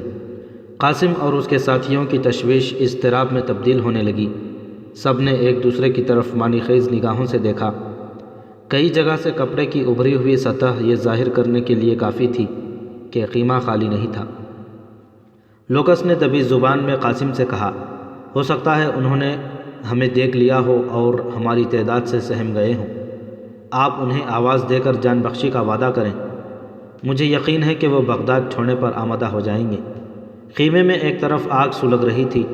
قاسم کے ایک ساتھی نے اٹھتے ہوئے دھوئیں کی طرف اشارہ کرتے ہوئے کہا، اگر وہ گدھے کی نیند سوتے ہیں تو بھی انہیں اب تھوڑی بہت حرارت محسوس کر لینا چاہیے تھی۔ قاسم نے بلند آواز سے کہا، اب دھوکے سے کام نہیں چلے گا۔ اگر بچنا چاہتے ہو تو بغداد جانے کے بجائے یہاں سے سیدھا کسی اور ملک کا رخ کرو۔ تمہارے سر پر 18 تلواریں موجود ہیں۔ خیمے میں آگ لگ چکی ہے۔ جواب دو، بغداد چھوڑنے کا وعدہ کرتے ہو یا نہیں؟ جب کوئی جواب نہ ملا تو قاسم نے آگے بڑھ کر تلوار کی نوک سے ایک ابھری ہوئی جگہ کو ٹٹولنا شروع کیا۔ اس پر بھی جب سونے والے نے حرکت نہ کی تو اس نے تلوار کو ذرا زور سے دبایا، لیکن اس نے محسوس کیا کہ نیچے انسان کے بجائے کوئی سخت چیز ہے۔ اس کی دیکھا دیکھی اس کے دوسرے ساتھی بھی خیمے پر چڑھ گئے اور ایک نے دوسری ابھری ہوئی سطح پر زور سے پاؤں مارتے ہوئے چلا کر کہا، نیچے پتھر ہیں، انسان نہیں۔ انہوں نے پتھروں پر چادریں ڈال کر ہمیں بیوقوف بنایا ہے۔ چلو یہاں سے نکلیں۔ قاسم نے غصے کی حالت میں ایک دو ابھری ہوئی جگہوں پر تلواریں مارتے ہوئے کہا، وہ ہماری آمد سے باخبر ہو کر بھاگ گئے ہیں۔ چند قدم کے فاصلے سے ایک گرجتی ہوئی آواز سنائی دی، ہم یہی ہیں، آپ بھاگنے کی کوشش نہ کریں۔ قاسم کے ساتھی کسی غیر متوقع حملے کا مقابلہ کرنے کے لیے تیار ہو گئے، لیکن آس پاس کوئی نظر نہ آیا۔ کسی نے پھر کہا، تم سب اس وقت ہمارے تیروں کی زد میں ہو اور یقین کرو کہ ہم میں سے غلط نشانے لگانے والا کوئی نہیں۔ قاسم نے محسوس کیا کہ بولنے والا سامنے درخت پر چھپا ہوا ہے، اور اس نے اپنے ساتھیوں کو دریا کے کنارے کے ساتھ ساتھ دائیں طرف ہٹنے کا مشورہ دیا۔ درخت سے آواز آئی، بھاگنے کی کوشش بے سود ہوگی۔ تمہارے پیچھے دریا ہے اور دائیں بائیں اور درختوں پر میرے ساتھی تیر و کمان لیے بیٹھے ہیں۔ اگر تم کو یقین نہیں آتا تو کسی طرف بھی 4 قدم اٹھا کر دیکھ لو۔ تم ہمیں دیکھ سکتے ہو، نہ تمہارا کوئی ہتھیار ہم تک پہنچ سکتا ہے۔ قاسم انتہائی بدحواسی کی حالت میں چلایا، تم کیا چاہتے ہو؟ ہم صرف دل لگی کے لیے آئے تھے۔ ہم بھی صرف دل لگی کے لیے درختوں پر چڑھے ہیں۔ میری بات پر یقین کرو، میں تمہیں صرف ڈرانا چاہتا تھا۔ تم بھی میری بات کا یقین کرو، میں بھی صرف تمہیں ڈرانا چاہتا ہوں۔ قاسم نے کہا، کیا یہ مناسب نہ ہوگا کہ تم درخت سے نیچے اتر کر میرے ساتھ بات کرو؟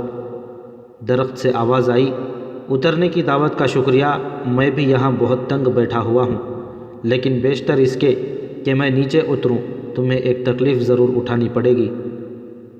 وہ کیا؟ تم اپنے ساتھیوں کو تلواریں پھینکنے کا حکم دو۔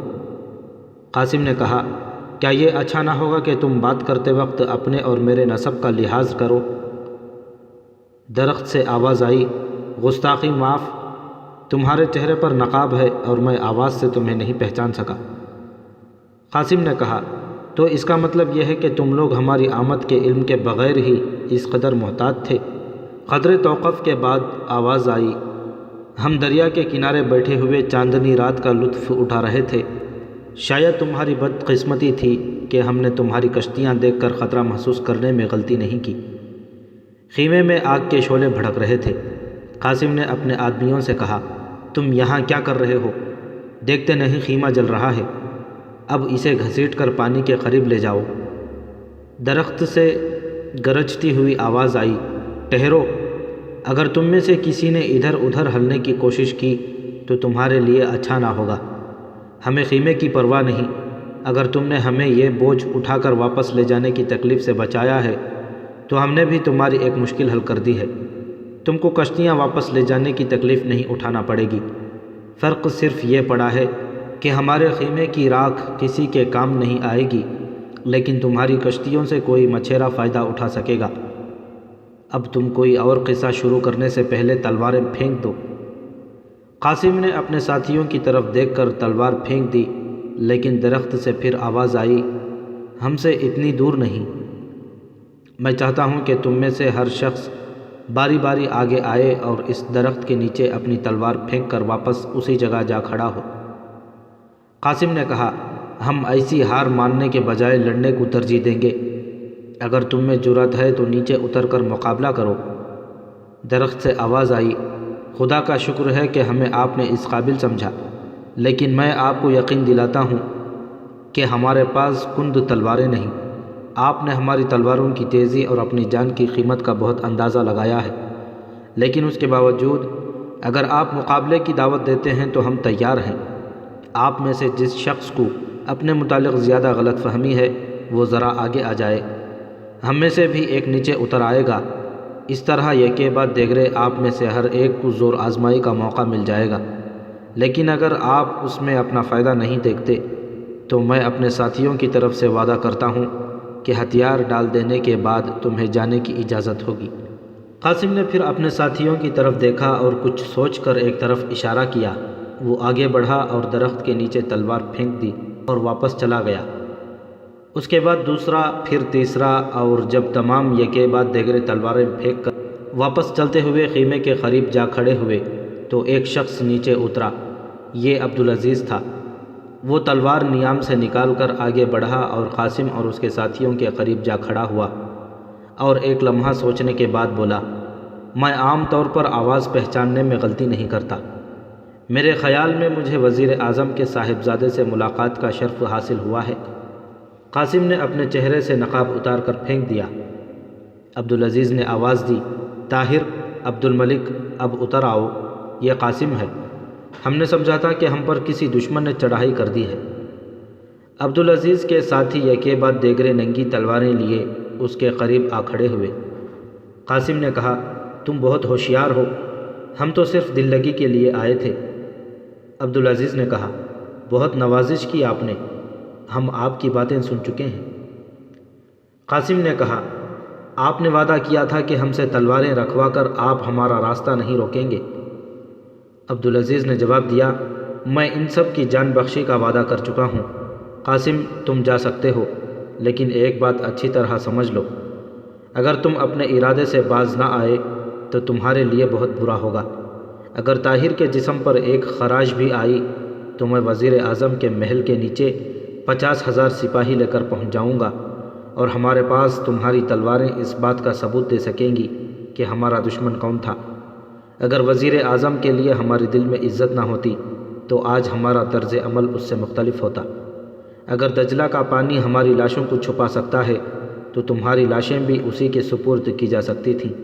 بہرحال اب تم جاؤ، اور آئندہ جب کبھی تمہارے دل میں انتقام کی آگ دوبارہ سلگنے لگے تو یہ یاد رکھو کہ کل تک بغداد میں مجھے 15-20 اور ایسے نوجوان مل جائیں گے جو ہمارے بعد بڑی سے بڑی طاقت سے ہمارا انتقام لینے کا حلف اٹھائیں گے۔ یہ کہہ کر عبدالعزیز اپنے ساتھیوں کی طرف متوجہ ہوا، زید، نصیر، تم وہ تلواریں اٹھا لو۔ زید اور نصیر نے درختوں کے نیچے جا کر تلواریں اٹھا لیں۔ عبدالعزیز نے اپنے باقی ساتھیوں کی طرف اشارہ کیا اور وہ ایک طرف چل دیے۔ قاسم اور اس کے ساتھی انتہائی ندامت اور پریشانی کی حالت میں انہیں درختوں کی آڑ میں روپوش ہوتے دیکھ رہے تھے۔ جنگل میں قریباً آدھ میل چلنے کے بعد عبدالعزیز اور اس کے ساتھی اس جگہ پر پہنچ گئے جہاں درختوں کے ساتھ ان کے گھوڑے بندھے تھے۔ تھوڑی دیر بحث کے بعد سب اس فیصلے پر متفق ہو گئے کہ انہیں فوراً بغداد پہنچنا چاہیے اور وہ گھوڑوں پر سوار ہو گئے۔ قاسم کو کافی دن چڑھے ایک لونڈی نے جھنجھوڑ کر گہری نیند سے جگایا۔ قاسم نے انگڑائی لے کر آنکھیں کھولیں اور لونڈی کو ڈانٹنے کے بعد آنکھیں پھر بند کر لیں۔ لونڈی نے کہا، اٹھیے، اب دوپہر ہونے والی ہے، آقا آپ کو بلاتے ہیں، انہوں نے آپ کو فوراً حاضر ہونے کا حکم دیا ہے۔ قاسم بڑبڑاتا ہوا اٹھا اور آنکھیں ملتا ہوا وزیر اعظم کے کمرے میں داخل ہوا۔ وزیر اعظم ایک دریچے کے سامنے کھڑا باہر کی طرف جھانک رہا تھا۔ اس نے مڑ کر قاسم کی طرف دیکھے بغیر کہا، قاسم، رات تم کہاں تھے؟ ایک لمحے کے لیے قاسم اس غیر متوقع سوال کا جواب نہ دے سکا۔ اس نے اپنی پریشانی پر قابو پاتے ہوئے کہا، رات کو ایک دوست کے ہاں دعوت تھی، مجھے وہاں باتوں میں دیر ہو گئی۔ وزیر اعظم نے اس کی طرف مڑ کر دیکھا۔ قاسم نے اس کی نگاہوں کی تاب نہ لا کر آنکھیں جھکا لیں۔ وزیر اعظم نے قاسم کے ہاتھ میں ایک خط دیتے ہوئے کہا، بیٹا، تم ابھی تک جھوٹ بولنے کے فن میں اتنے ہوشیار نہیں ہوئے کہ مجھے دھوکہ دے سکو، یہ پڑھ لو۔ قاسم نے خط پڑھنے کے بعد اپنے باپ کی طرف دیکھا۔ اس کی نگاہیں یہ پوچھ رہی تھیں کہ اب آپ کا کیا حکم ہے؟ وزیر اعظم نے کمرے کے ایک کونے میں چھوٹی سی میز پر پڑی ہوئی تلوار کی طرف اشارہ کرتے ہوئے کہا، طاہر نے اس خط کے ساتھ تمہاری تلوار میرے پاس بھیج دی ہے۔ یہ اس کی شرافت ہے، ورنہ اس کے لیے ولی عہد یا خلیفہ تک پہنچنا مشکل نہیں۔ قاسم، تم نے بہت برا کیا، تمہیں اس قدر ہوشیار آدمی پر اس قدر اوچھا وار نہیں کرنا چاہیے تھا۔ قاسم نے جواب دیا، ابا جان، یہ صرف ایک مذاق تھا، طاہر اس قدر ہوشیار نہ تھا، مجھے صرف عبدالعزیز کی وجہ سے یہ خفت اٹھانی پڑی۔ وزیر اعظم نے سوال کیا، وہ کون ہے؟ وہ فوج کا معمولی عہدیدار ہے، لیکن باقی 17 تلواریں سپہ سالار کو پیش کرنے کے بعد وہ کافی اہمیت حاصل کر لے گا۔ فوج میں پہلے بھی تمہارے متعلق کسی کی رائے اچھی نہیں، اور اب تم نے اپنی راہ میں نئے کانٹے بو دیے ہیں۔ قاسم، تم نے بہت برا کیا۔ میں طاہر کو تمہارے لیے ایک زینہ بنانا چاہتا تھا، اس کو اپنا نائب بنا کر تم چنگیز خان کے دربار میں سفیر بن کر جا سکتے تھے، لیکن اب قاسم نے قدرے فکر مند ہو کر سوال کیا، اب میں اس کے سوا کچھ نہیں کر سکتا کہ اس کو کہیں باہر بھیج کر تمہارے لیے بغداد میں راستہ صاف کروں۔ تمہیں شاید معلوم نہیں کہ ولی عہد نے سپہ سالار سے سفارش کی ہے کہ اسے فوج میں کوئی ذمہ دار عہدہ دیا جائے۔ قاضی فخر الدین نے خلیفہ کے نام خط لکھ کر اس نوجوان کی تعریف میں زمین و آسمان کے قلابے ملا دیے ہیں۔ ان سب باتوں کا نتیجہ یہ ہوگا کہ بغداد میں ترقی کے ہر میدان کی راہ میں وہ اور اس کے دوست کسی دن تمہارا راستہ روک کر کھڑے ہو جائیں گے، تو پھر آپ اسے کسی مہم پر کیوں نہیں بھیج دیتے؟ میں یہ کر سکتا ہوں، لیکن اس سے قبل میرے متعلق تمہاری اس حرکت سے جو شک اس کے دل میں پیدا ہو چکے ہیں، میں انہیں دور کرنا چاہتا ہوں، ورنہ وہ ہمیشہ مجھے شک و شبہ کی نگاہ سے دیکھتا رہے گا۔ ابھی تک اسے میرے متعلق حسن ظن ہے، اور یہی وجہ ہے کہ اس نے تمہاری شکایت کسی اور کے بجائے مجھ سے کی ہے۔ قاسم نے کہا، آپ یہ چاہتے ہیں کہ میں اس سے معذرت کروں؟ نہیں، اس طرح نہیں، وہ تم سے اور بدظن ہو جائے گا۔ بہتر یہ ہے کہ میں اسے اپنے پاس بلاؤں اور اس کے سامنے تم سے باز پرس کروں، لیکن اس سے پہلے میں تمہاری طرف سے اس بات کا اطمینان چاہتا ہوں کہ تم کوئی اور حماقت نہیں کرو گے۔ فوج سے جو نوجوان تمہارے ساتھ گئے تھے، ان کے متعلق میں سپہ سالار کو لکھ رہا ہوں کہ انہیں فوراً معزول کر دیا جائے۔ لیکن ابا جان، وہ میرے دوست ہیں، وہ میری مدد کرنا چاہتے تھے، اس میں ان کا کیا قصور؟ سردست میرے سامنے یہ مسئلہ نہیں کہ ان کا قصور تھا یا نہیں۔ طاہر کے دوستوں پر یہ ظاہر کرنا ضروری ہے کہ مجھے اس کے ساتھ کوئی عداوت نہیں۔ طاہر ولی عہد شہزادہ مستنصر اور سپہ سالار تک رسائی حاصل کر چکا ہے۔ خلیفہ نے اگر اسے سلطنت مصر کا جاسوس نہ سمجھ لیا تو عین ممکن ہے کہ وہ مجھ سے مشورہ کیے بغیر اسے کسی عہدے پر فائز کر دیں۔ اس صورت میں اپنے مخالفین کے خلاف اس کا سب سے بڑا حربہ اس کی دولت ہوگی، اور میں یہ نہیں چاہتا کہ تم ایسے شخص کو اپنا دشمن بنا لو جس کے بازوؤں کو قدرت نے پہاڑوں کا کلیجہ چیرنے اور آسمان کے تارے نوچنے کی قوت عطا کی ہے۔ وہ ایک قابل قدر اور مخلص نوجوان ہے۔ ایسے شخص کی دوستی فائدہ مند اور دشمنی خطرناک ہوتی ہے۔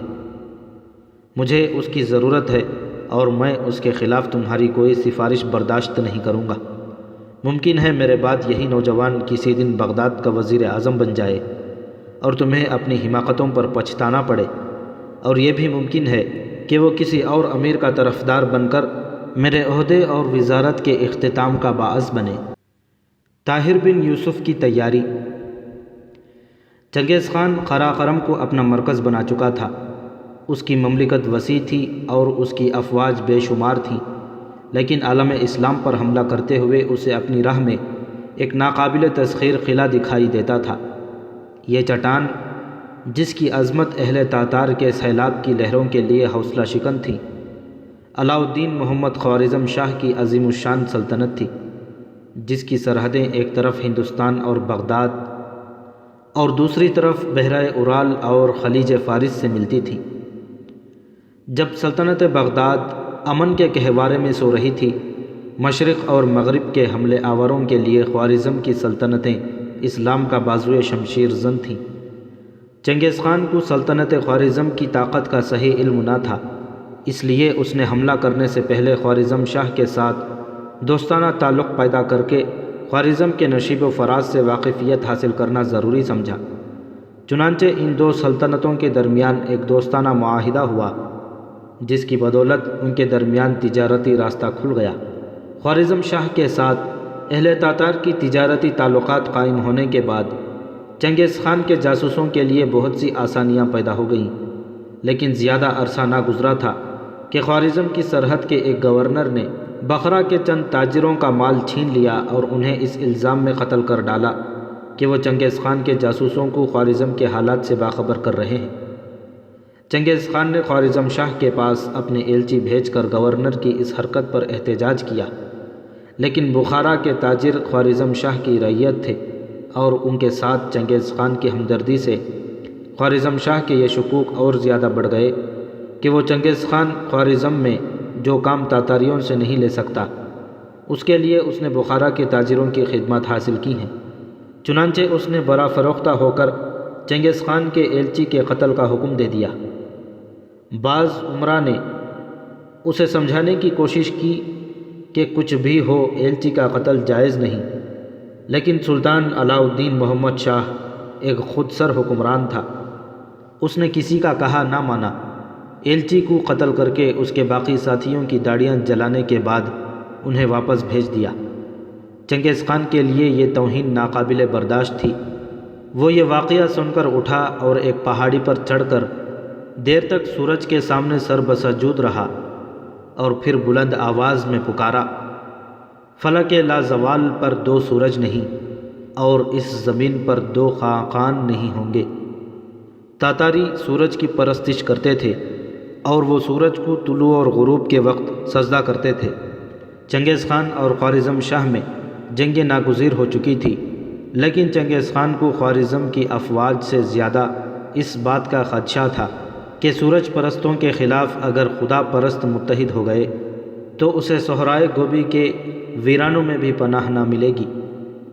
ان واقعات سے قبل خوارزم شاہ اور خلیفہ ناصر میں ناچاقی ہو چکی تھی۔ خوارزم شاہ نے خلیفہ سے مطالبہ کیا تھا کہ سلطنت بغداد کی مساجد میں خلیفہ کے ساتھ اس کے نام کا خطبہ بھی پڑھایا جائے، لیکن جب یہ مطالبہ نہ مانا گیا تو اس نے اپنی سلطنت سے خلیفہ کے نام کا خطبہ منسوخ کر کے بغداد پر چڑھائی کر دی۔ راستے میں غیر متوقع برف باری کو وہ برا شگون سمجھ کر واپس چلا گیا۔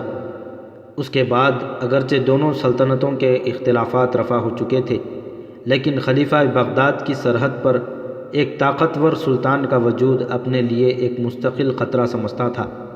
چنگیز خان کو ان اختلافات کا علم تھا، لیکن اسے یہ یقین نہ تھا کہ خوارزم پر حملے کی صورت میں بغداد کی رائے عامہ خلیفہ کو غیر جانبدار رہنے دے گی۔ اسے یہ ڈر تھا کہ اگر خلیفہ نے اپنے اختلافات بھول کر خوارزم کی حماقت میں اعلان جہاد کر دیا تو افریقہ سے لے کر ہندوستان تک تمام اسلامی ممالک کی افواج اسے کچلنے کے لیے موجود ہوں گی۔ ان تمام خدشات کے پیش نظر چنگیز خان قراقرم میں وسیع پیمانے پر جنگی تیاریاں کر رہا تھا۔ خوارزم شاہ کے ساتھ انبن ہو جانے سے پہلے بھی چنگیز خان کو یہ احساس تھا کہ وہ سلطنت خوارزم کو تہ و بالا کیے بغیر تسخیر عالم کی خواہش کو پورا نہیں کر سکتا۔ اگر خوارزم شاہ اسے شکایت کا موقع نہ بھی دیتا تو بھی زیادہ سے زیادہ یہ ہوتا کہ تاتاریوں کے ہاتھوں خوارزم کی تباہی چند برسوں کے لیے ٹل جاتی۔ طاقتور ہمسائے کو نظر انداز کرنا یا کمزور ہمسائے پر رحم کرنا چنگیز خان کے مسلک کے خلاف تھا۔ وزیر اعظم کے ساتھ طاہر کی پہلی ملاقات سے چند ہفتے بیشتر خلیفہ ناصر کو خوارزم شاہ کے ہاتھوں چنگیز خان کے ایلچی کے قتل ہونے کی خبر مل چکی تھی اور چند دن سے یہ خبر تمام بغداد میں مشہور تھی۔ شکار سے واپس آ کر طاہر نے خوارزم کے سفارت خانے کا رخ کیا۔ خوارزم کا سفیر عماد الملک جس قدر طاہر کی تیغزنی سے متاثر ہوا تھا اس سے کہیں زیادہ اس کی باتوں سے متاثر ہوا۔ طاہر کے بلند ارادوں سے واقف ہونے کے بعد اس نے کہا، کاش بغداد میں آپ جیسے چند نوجوان اور ہوتے۔ طاہر نے جواب دیا، بغداد میں میرے جیسے کئی نوجوان ہیں، لیکن مجھے افسوس ہے کہ آپ کی حکومت جس طرح خلیفہ سے بدظن ہے اسی طرح بغداد کے عوام سے بھی بدظن ہے، اور خلیفہ کے متعلق بھی میں یہ کہہ سکتا ہوں کہ اگر خدا نخواستہ خوارزم پر مصیبت آئی تو اس کے لیے غیر جانبدار رہنا ناممکن ہو جائے گا۔ کم از کم وزیر اعظم کے متعلق مجھے یقین ہے کہ وہ قاسم کا باپ ہونے کے باوجود اپنے پہلو میں ایک مسلمان کا دل رکھتا ہے اور وہ خلیفہ کو غلط مشورہ نہیں دے گا۔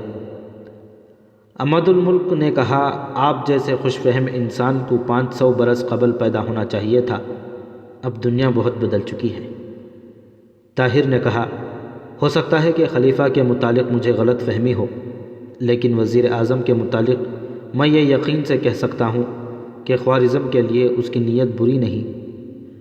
عماد الملک نے اپنے ہونٹوں پر ایک حقارت آمیز مسکراہٹ لاتے ہوئے کہا، اگر میں وزیر اعظم کے متعلق آپ کی غلط فہمی دور کر دوں تو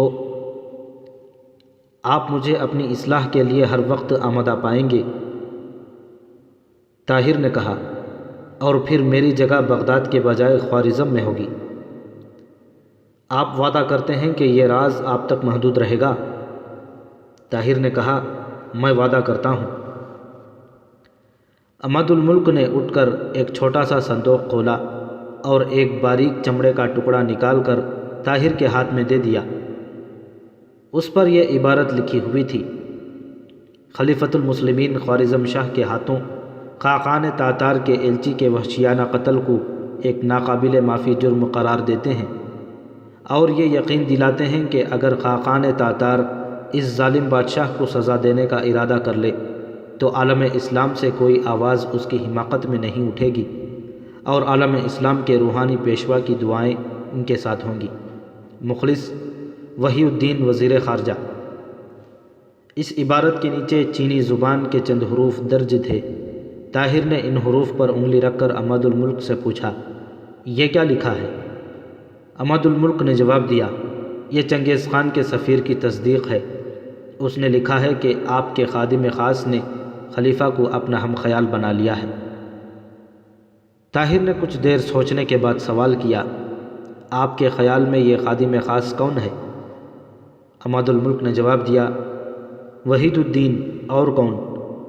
طاہر نے کہا، نہیں، یہ کوئی اور ہے، خلیفہ کا کوئی ایسا معتمد جو بغداد میں چنگیز خان کی جاسوسی کر رہا ہے۔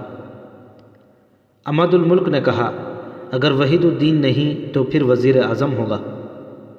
نہیں، میرے خیال میں وزیر اعظم اور وزیر خارجہ کے علاوہ کوئی اور ہے۔ آپ یہ تحریر پہچانتے ہیں؟ نہیں، میں نام پڑھ سکتا ہوں، لیکن سوال یہ ہے کہ وزیر خارجہ نے تاتاری سفیر سے اپنے خط کی تصدیق کروانے کے بجائے اسے اس قسم کا پیغام بھجوانے کے لیے کیوں نہ کہہ دیا؟ عماد الملک نے جواب دیا، اس کی 2 وجوہات ہو سکتی ہیں۔ پہلی یہ کہ جب سے جاسوسی کے الزام میں تاجر قتل کیے گئے ہیں، ہماری حکومت نے چنگیز خان کے ایلچی کے قتل کے بعد اس کے لیے وہاں پیغام بھیجنے یا خود جانے کی ضرورت ہی نہیں۔ ہماری سلطنت میں سے گزرنے کے علاوہ اس کے لیے صرف دو راستے ہیں۔ پہلا یہ کہ وہ مغرب کے ممالک سے گزرتا ہوا روس کا رخ کریں اور پھر روس کے ان ناقابل عبور علاقوں سے گزرے جن کے باشندے حال ہی میں تاتاریوں کی صفاقی دیکھ چکے ہیں۔ وہ کسی تاتاری یا ان کے ایلچی کو اس کا حسب و نسب پوچھے بغیر قتل کر دیں گے۔ دوسرا راستہ یہ ہے کہ وہ سمندر کے راستے ہندوستان جائے اور وہاں سے قراقرم کا رخ کرے۔ اس صورت میں اس کے سامنے وہ بلند پہاڑ حائل ہوں گے جہاں سے پرندہ بھی نہیں گزر سکتا۔ طاہر نے پوچھا، یہ تحریر آپ کے ہاتھ کیسے آئی؟ عماد الملک نے جواب دیا، خلیفہ ناصر کی فراست نے ہمیں چوکنا رہنا سکھا دیا ہے۔ انہوں نے اس مہم کے لیے ایک خوارزمی ترک کی خدمات حاصل کی تھیں اور یہ چمڑا اس کے جوتے کے تلے کے اندر سی دیا گیا تھا، لیکن ہماری سرحد کے افسر جاسوسوں کو پہچاننے میں بہت ماہر ہیں۔ سرحد کے گورنر نے ایلچی کو قتل کر دیا اور اس خط کی نقل سلطان کو اور اصل میرے پاس بھیج دیا ہے۔ میں وزیر اعظم سے مل چکا ہوں، اسے میں نے یہ نہیں بتایا کہ اصل خط میرے پاس پہنچ چکا ہے، میں نے صرف ایک نقل پیش کر دی تھی۔ طاہر نے پوچھا، تو وزیر اعظم نے آپ کو کیا جواب دیا؟ انہوں نے بے شمار قسمیں کھائیں، وزیر خارجہ کو گالیاں دیں اور مجھے اپنے محل میں بٹھا کر سیدھے خلیفہ کے پاس پہنچے اور واپس آ کر مجھے بتایا کہ خلیفہ نے وزیر خارجہ کو بلایا ہے۔ خلیفہ کا ارادہ ہے کہ اسے محل میں بلا کر گرفتار کر لیا جائے۔ اس کے بعد اسی شام مجھے وزیر اعظم نے دوبارہ اپنے محل میں بلایا اور کہا کہ وزیر خارجہ روپوش ہے اور اس کی تلاش جاری ہے۔ ابھی تک وہ ملا ہے یا نہیں؟ نہیں۔ اور اس کے باوجود آپ یہ سمجھتے ہیں کہ خلیفہ اور وزیر اعظم اس سازش میں شریک ہیں؟ مجھے تو یہ نظر آتا ہے کہ وزیر خارجہ ایک طرف عالم اسلام اور دوسری طرف خلیفہ اور وزیر اعظم سے غداری کر رہا ہے، اور اس کے روپوش ہو جانے کی وجہ بھی یہی ہو سکتی ہے۔ عماد الملک نے کہا، ہو سکتا ہے آپ کا خیال صحیح ہو اور دوپہر کے وقت خلیفہ کے ایلچی کے اس مطالبے نے کہ آپ فوراً میرے ساتھ چلیں اسے شک میں ڈال دیا ہو، لیکن یہ بھی ممکن ہے کہ وہ خلیفہ کے پاس گیا ہو اور خلیفہ اور وزیر اعظم نے اپنی بدنامی کے ڈر سے اسے روپوش کر دیا ہو۔ ممکن ہے اس نے اس شربت کا ایک آدھ گھونٹ پی لیا ہو جسے چکھ لینے کے بعد کوئی شخص خلیفہ کے محل کی بھول بھلائیوں سے زندہ واپس نہیں نکلتا۔ اگر آپ کا یہ خیال درست ہو کہ اس نے یہ سب کچھ خلیفہ یا وزیر اعظم کے حکم سے کیا ہے تو یہ ہو سکتا ہے کہ اسے زہر دے کر مروا دیا گیا ہو۔ ایسی اہم مہم کی ناکامی کے بعد خلیفہ اسے کسی نیک سلوک کا مستحق نہیں سمجھ سکتا۔ اگر مروانے کے بجائے کہیں چھپا دیا گیا ہے تو اس کی وجہ صرف یہی ہو سکتی ہے کہ خلیفہ اور وزیر اعظم اس معاملے کی کھلی تحقیقات سے گھبراتے تھے۔ میری تسلی کے لیے انہیں یقیناً سزا دینی پڑتی اور اپنی گردن پر جلاد کی تلوار دیکھ کر اسے خلیفہ یا وزیر اعظم کا نام چھپانے میں کوئی مصلحت نظر نہ آتی، وہ سب کچھ بتا دیتا۔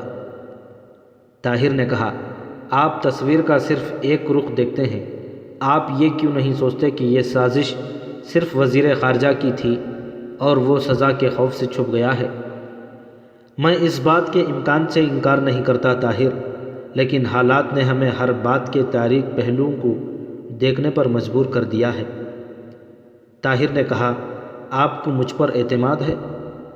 عماد الملک نے جواب دیا، آپ پر اعتماد کرنے کے لیے یہ جاننا ہی کافی ہے کہ آپ ایک بہادر نوجوان ہیں، ایک مجاہد کے بیٹے ہیں۔ جس شخص کے ایمان کی شہادت صلاح الدین ایوبی کی تلوار دے رہی ہو، میں اس کے خلوص پر شبہ کرنے کی جرات نہیں کر سکتا۔ آپ کو یقین ہے کہ چنگیز خان خوارزم پر حملہ کر دے گا؟ عماد الملک نے کہا، اگر وزیر خارجہ کا یہ پیغام اس کے پاس پہنچ چکا ہوتا تو وہ شاید اب تک حملہ کر بھی چکا ہوتا۔ طاہر نے کہا، اور اگر وزیر اعظم کی طرف سے اسے یہ پیغام مل جائے تو حملے کی صورت میں بغداد کا ہر مسلمان خوارزم کے جھنڈے تلے جمع ہو جائے گا۔ عماد الملک نے کہا، تو مجھے یقین ہے کہ چنگیز خان کو عالم اسلام کی طرف آنکھ اٹھا کر دیکھنے کی بھی جرت بھی نہیں ہوگی۔ طاہر نے پوچھا، اگر میں وزیر اعظم سے ایسا پیغام حاصل کر لوں تو کیا آپ خوارزم کے حدود عبور کرنے میں میری مدد کریں گے؟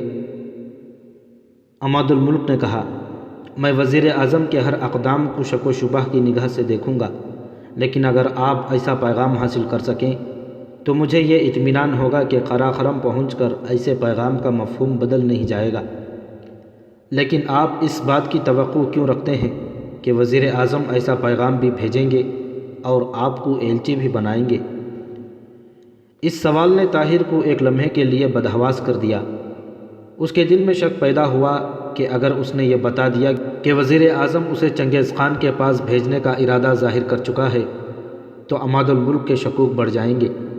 اس نے جواب دیا، میں وزیر اعظم سے یہ مطالبہ کروں گا، اگر اس نے انکار کیا تو میں بغداد کی جامع مسجد میں یہ اعلان کروں گا کہ خلیفہ اور وزیر اعظم عالم اسلام کو چنگیز خان کے پاس فروخت کر چکے ہیں، اور آپ دیکھیں گے کہ میری یہ آواز بغداد کے ہر بچے بوڑھے کی آواز بن جائے گی۔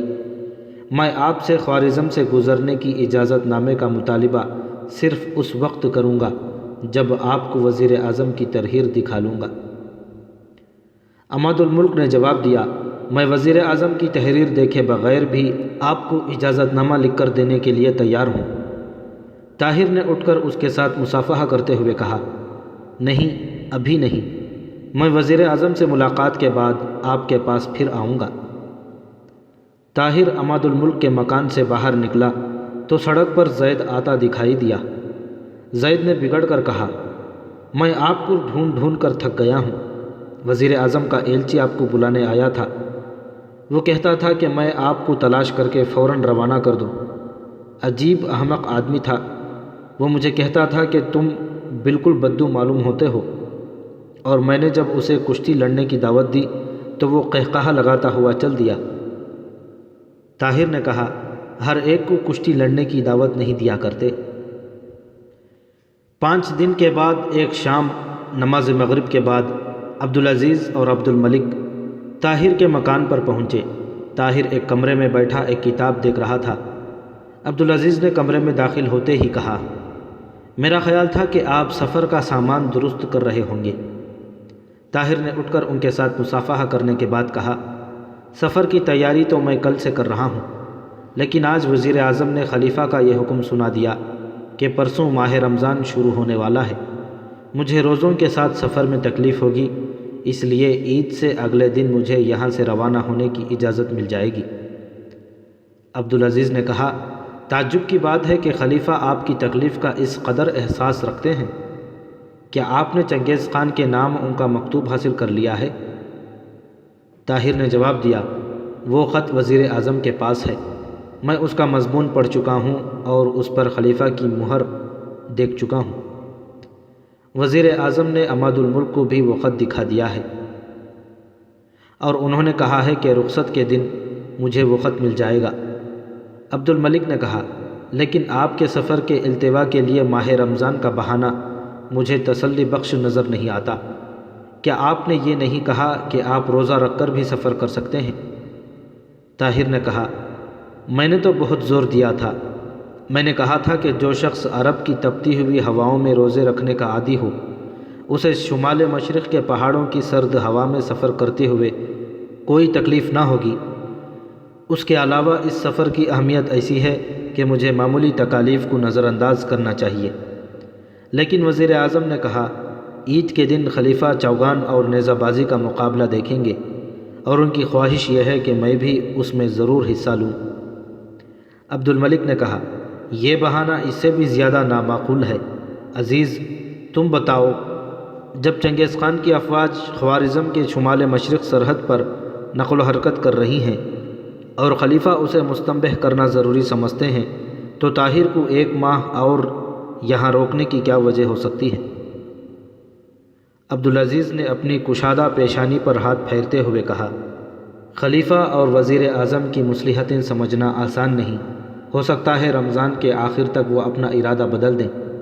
بڑھاپے کی وجہ سے خلیفہ کی قوت فیصلہ جواب دے چکی ہے، اور اتنی بڑی چھلانگ لگانے سے پہلے ان کے لیے 1 ماہ یا 1 برس سوچنا کوئی بڑی بات نہیں۔ ہاں، مجھے ایک بات کا خدشہ ہے۔ طاہر، تمہارے ساتھ اور کون جا رہا ہے؟ طاہر نے جواب دیا، میں نے تم دونوں کے متعلق کہا تھا، لیکن وزیر اعظم نے میرے ساتھ اتفاق نہیں کیا۔ انہوں نے یہ کہا کہ میں اپنے ساتھ 3-4 نوکر لے جا سکتا ہوں۔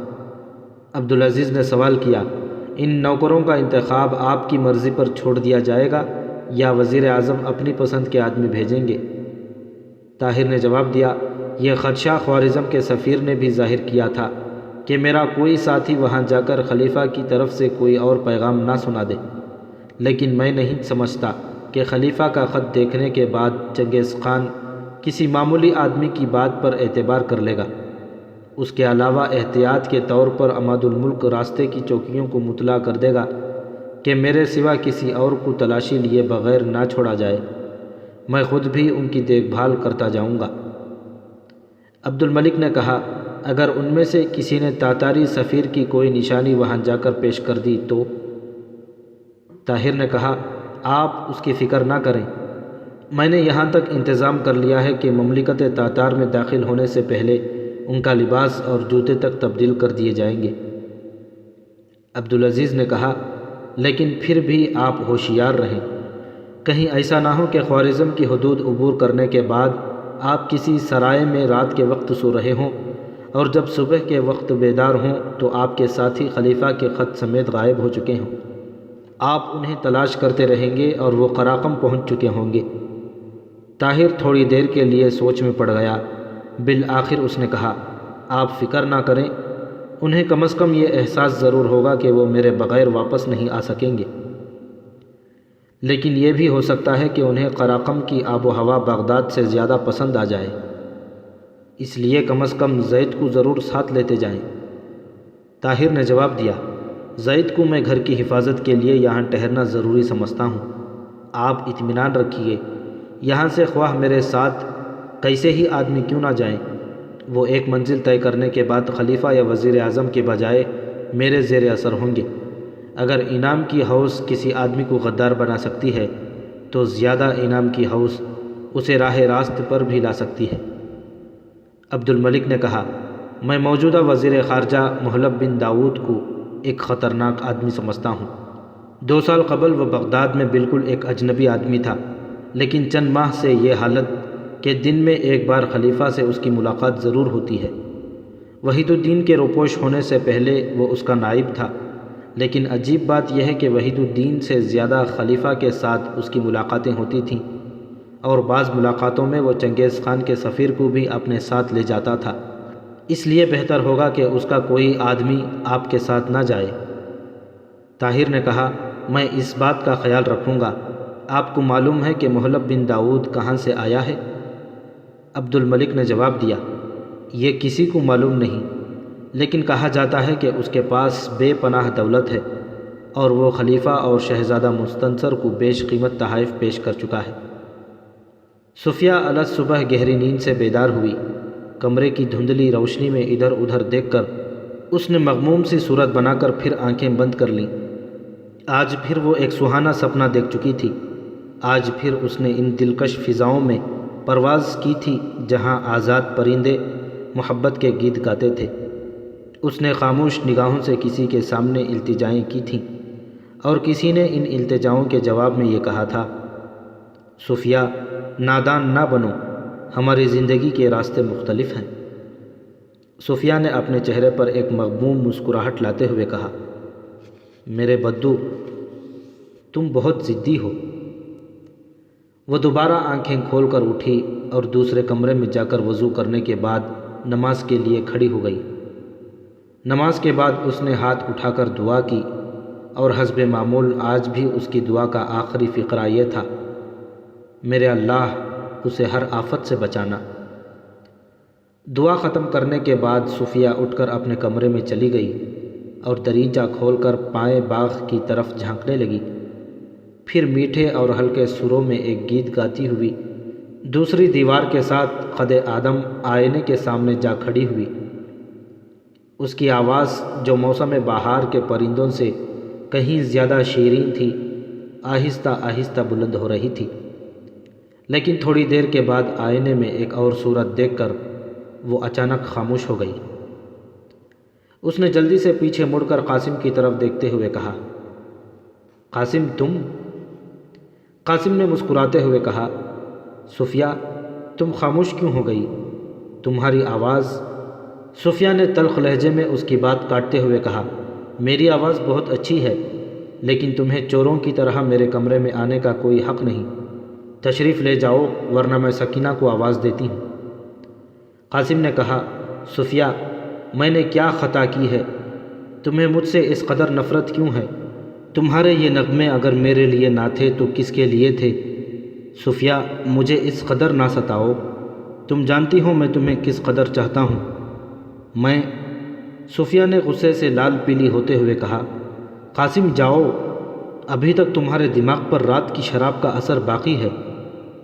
قاسم نے غصہ ضبط کرتے ہوئے کہا، صفیہ تمہیں معلوم ہے کہ میں شراب ترک کر چکا ہوں، لیکن اگر میری کوئی بری عادت بھی ہو تو زندگی کے طویل سفر میں ہم دونوں ایک کشتی پر سوار ہوں گے، اس لیے مجھے اس قدر ناقدرانہ نظروں سے دیکھنے کی عادت ترک کر دو، یہ ہم دونوں کے لیے بہتر ہوگا۔ صفیہ نے تنگ آ کر جواب دیا، قاسم جاؤ، میں تمہاری کشتی میں سوار ہونے کے بجائے دریا کے بھنور میں ڈوب مرنے کو ترجیح دوں گی۔ قاسم نے خفیف سا ہو کر کہا، اس قدر سرد مہری ٹھیک نہیں، مجھ میں ہزار خامیاں ہوں، میں تمہاری ایک مسکراہٹ کے لیے موت سے کھیل سکتا ہوں، آگ میں کود سکتا ہوں، پہاڑوں سے ٹکرا سکتا ہوں، میں تمہارے لیے… صفیہ نے کہا، ہاں ہاں رک کیوں گئے؟ میں تمہارے لیے آسمان کے تارے نوچ سکتا ہوں، سمندر کی گہرائیوں میں غوطہ لگا کر موتی نکال سکتا ہوں، بڑے بڑے جابر شہنشاہوں کے تاج اتار سکتا ہوں، آندھیوں سے لڑ سکتا ہوں، طوفانوں سے کھیل سکتا ہوں، لیکن ایک انسان نہیں بن سکتا۔ قاسم تمہیں یہ غلط فہمی کب سے ہوئی کہ تم ایک شاعر بھی ہو؟ قاسم نے اپنی بوکھلاہٹ پر قابو پاتے ہوئے کہا، صفیہ میرے جذبات کی توہین نہ کرو، میں شاعر نہیں۔ تمہارے جذبات… وہ اس قابل بھی نہیں کہ ان کی توہین کی جائے۔ تم اگر یہاں ٹھہرنے پر بضد ہو تو میں جاتی ہوں، لیکن میرا پیچھا کیا تو میں سیدھی چچا کے پاس جاؤں گی۔ صفیہ یہ کہہ کر قاسم کی طرف غصے اور نفرت سے دیکھتی ہوئی کمرے سے باہر نکل گئی۔ محل کے باغ سے چند پھول توڑنے کے بعد صفیہ درختوں کی ایک جھنڈ میں پہنچی۔ شاخوں سے شبنم کے قطرے گر رہے تھے، لیکن صفیہ کو ان کا احساس تک نہ تھا۔ وہ یہ مقام تھا جہاں طاہر کے ساتھ تنہائی میں اس کی ملاقات ہوئی تھی، اور جب سے طاہر خلیفہ کا پیغام لے کر قراقرم کی طرف روانہ ہوا تھا، باغ کا یہ گوشہ اس کی توجہ کا مرکز بن چکا تھا۔ ان درختوں کے پتے، پھل اور پھول اسے دوسرے درختوں سے مختلف نظر آتے تھے۔ آج قاسم کی ملاقات کے بعد وہ اپنے دل پر ایک بھاری بوجھ لے کر یہاں آئی تھی۔ سورج کی ابتدائی کرنیں درختوں کی پتوں سے چھن چھن کر آ رہی تھی۔ طاہر، شاید تمہیں یہ معلوم بھی نہ ہو کہ میں کون ہوں اور تم میرے لیے کیا بن چکے ہو۔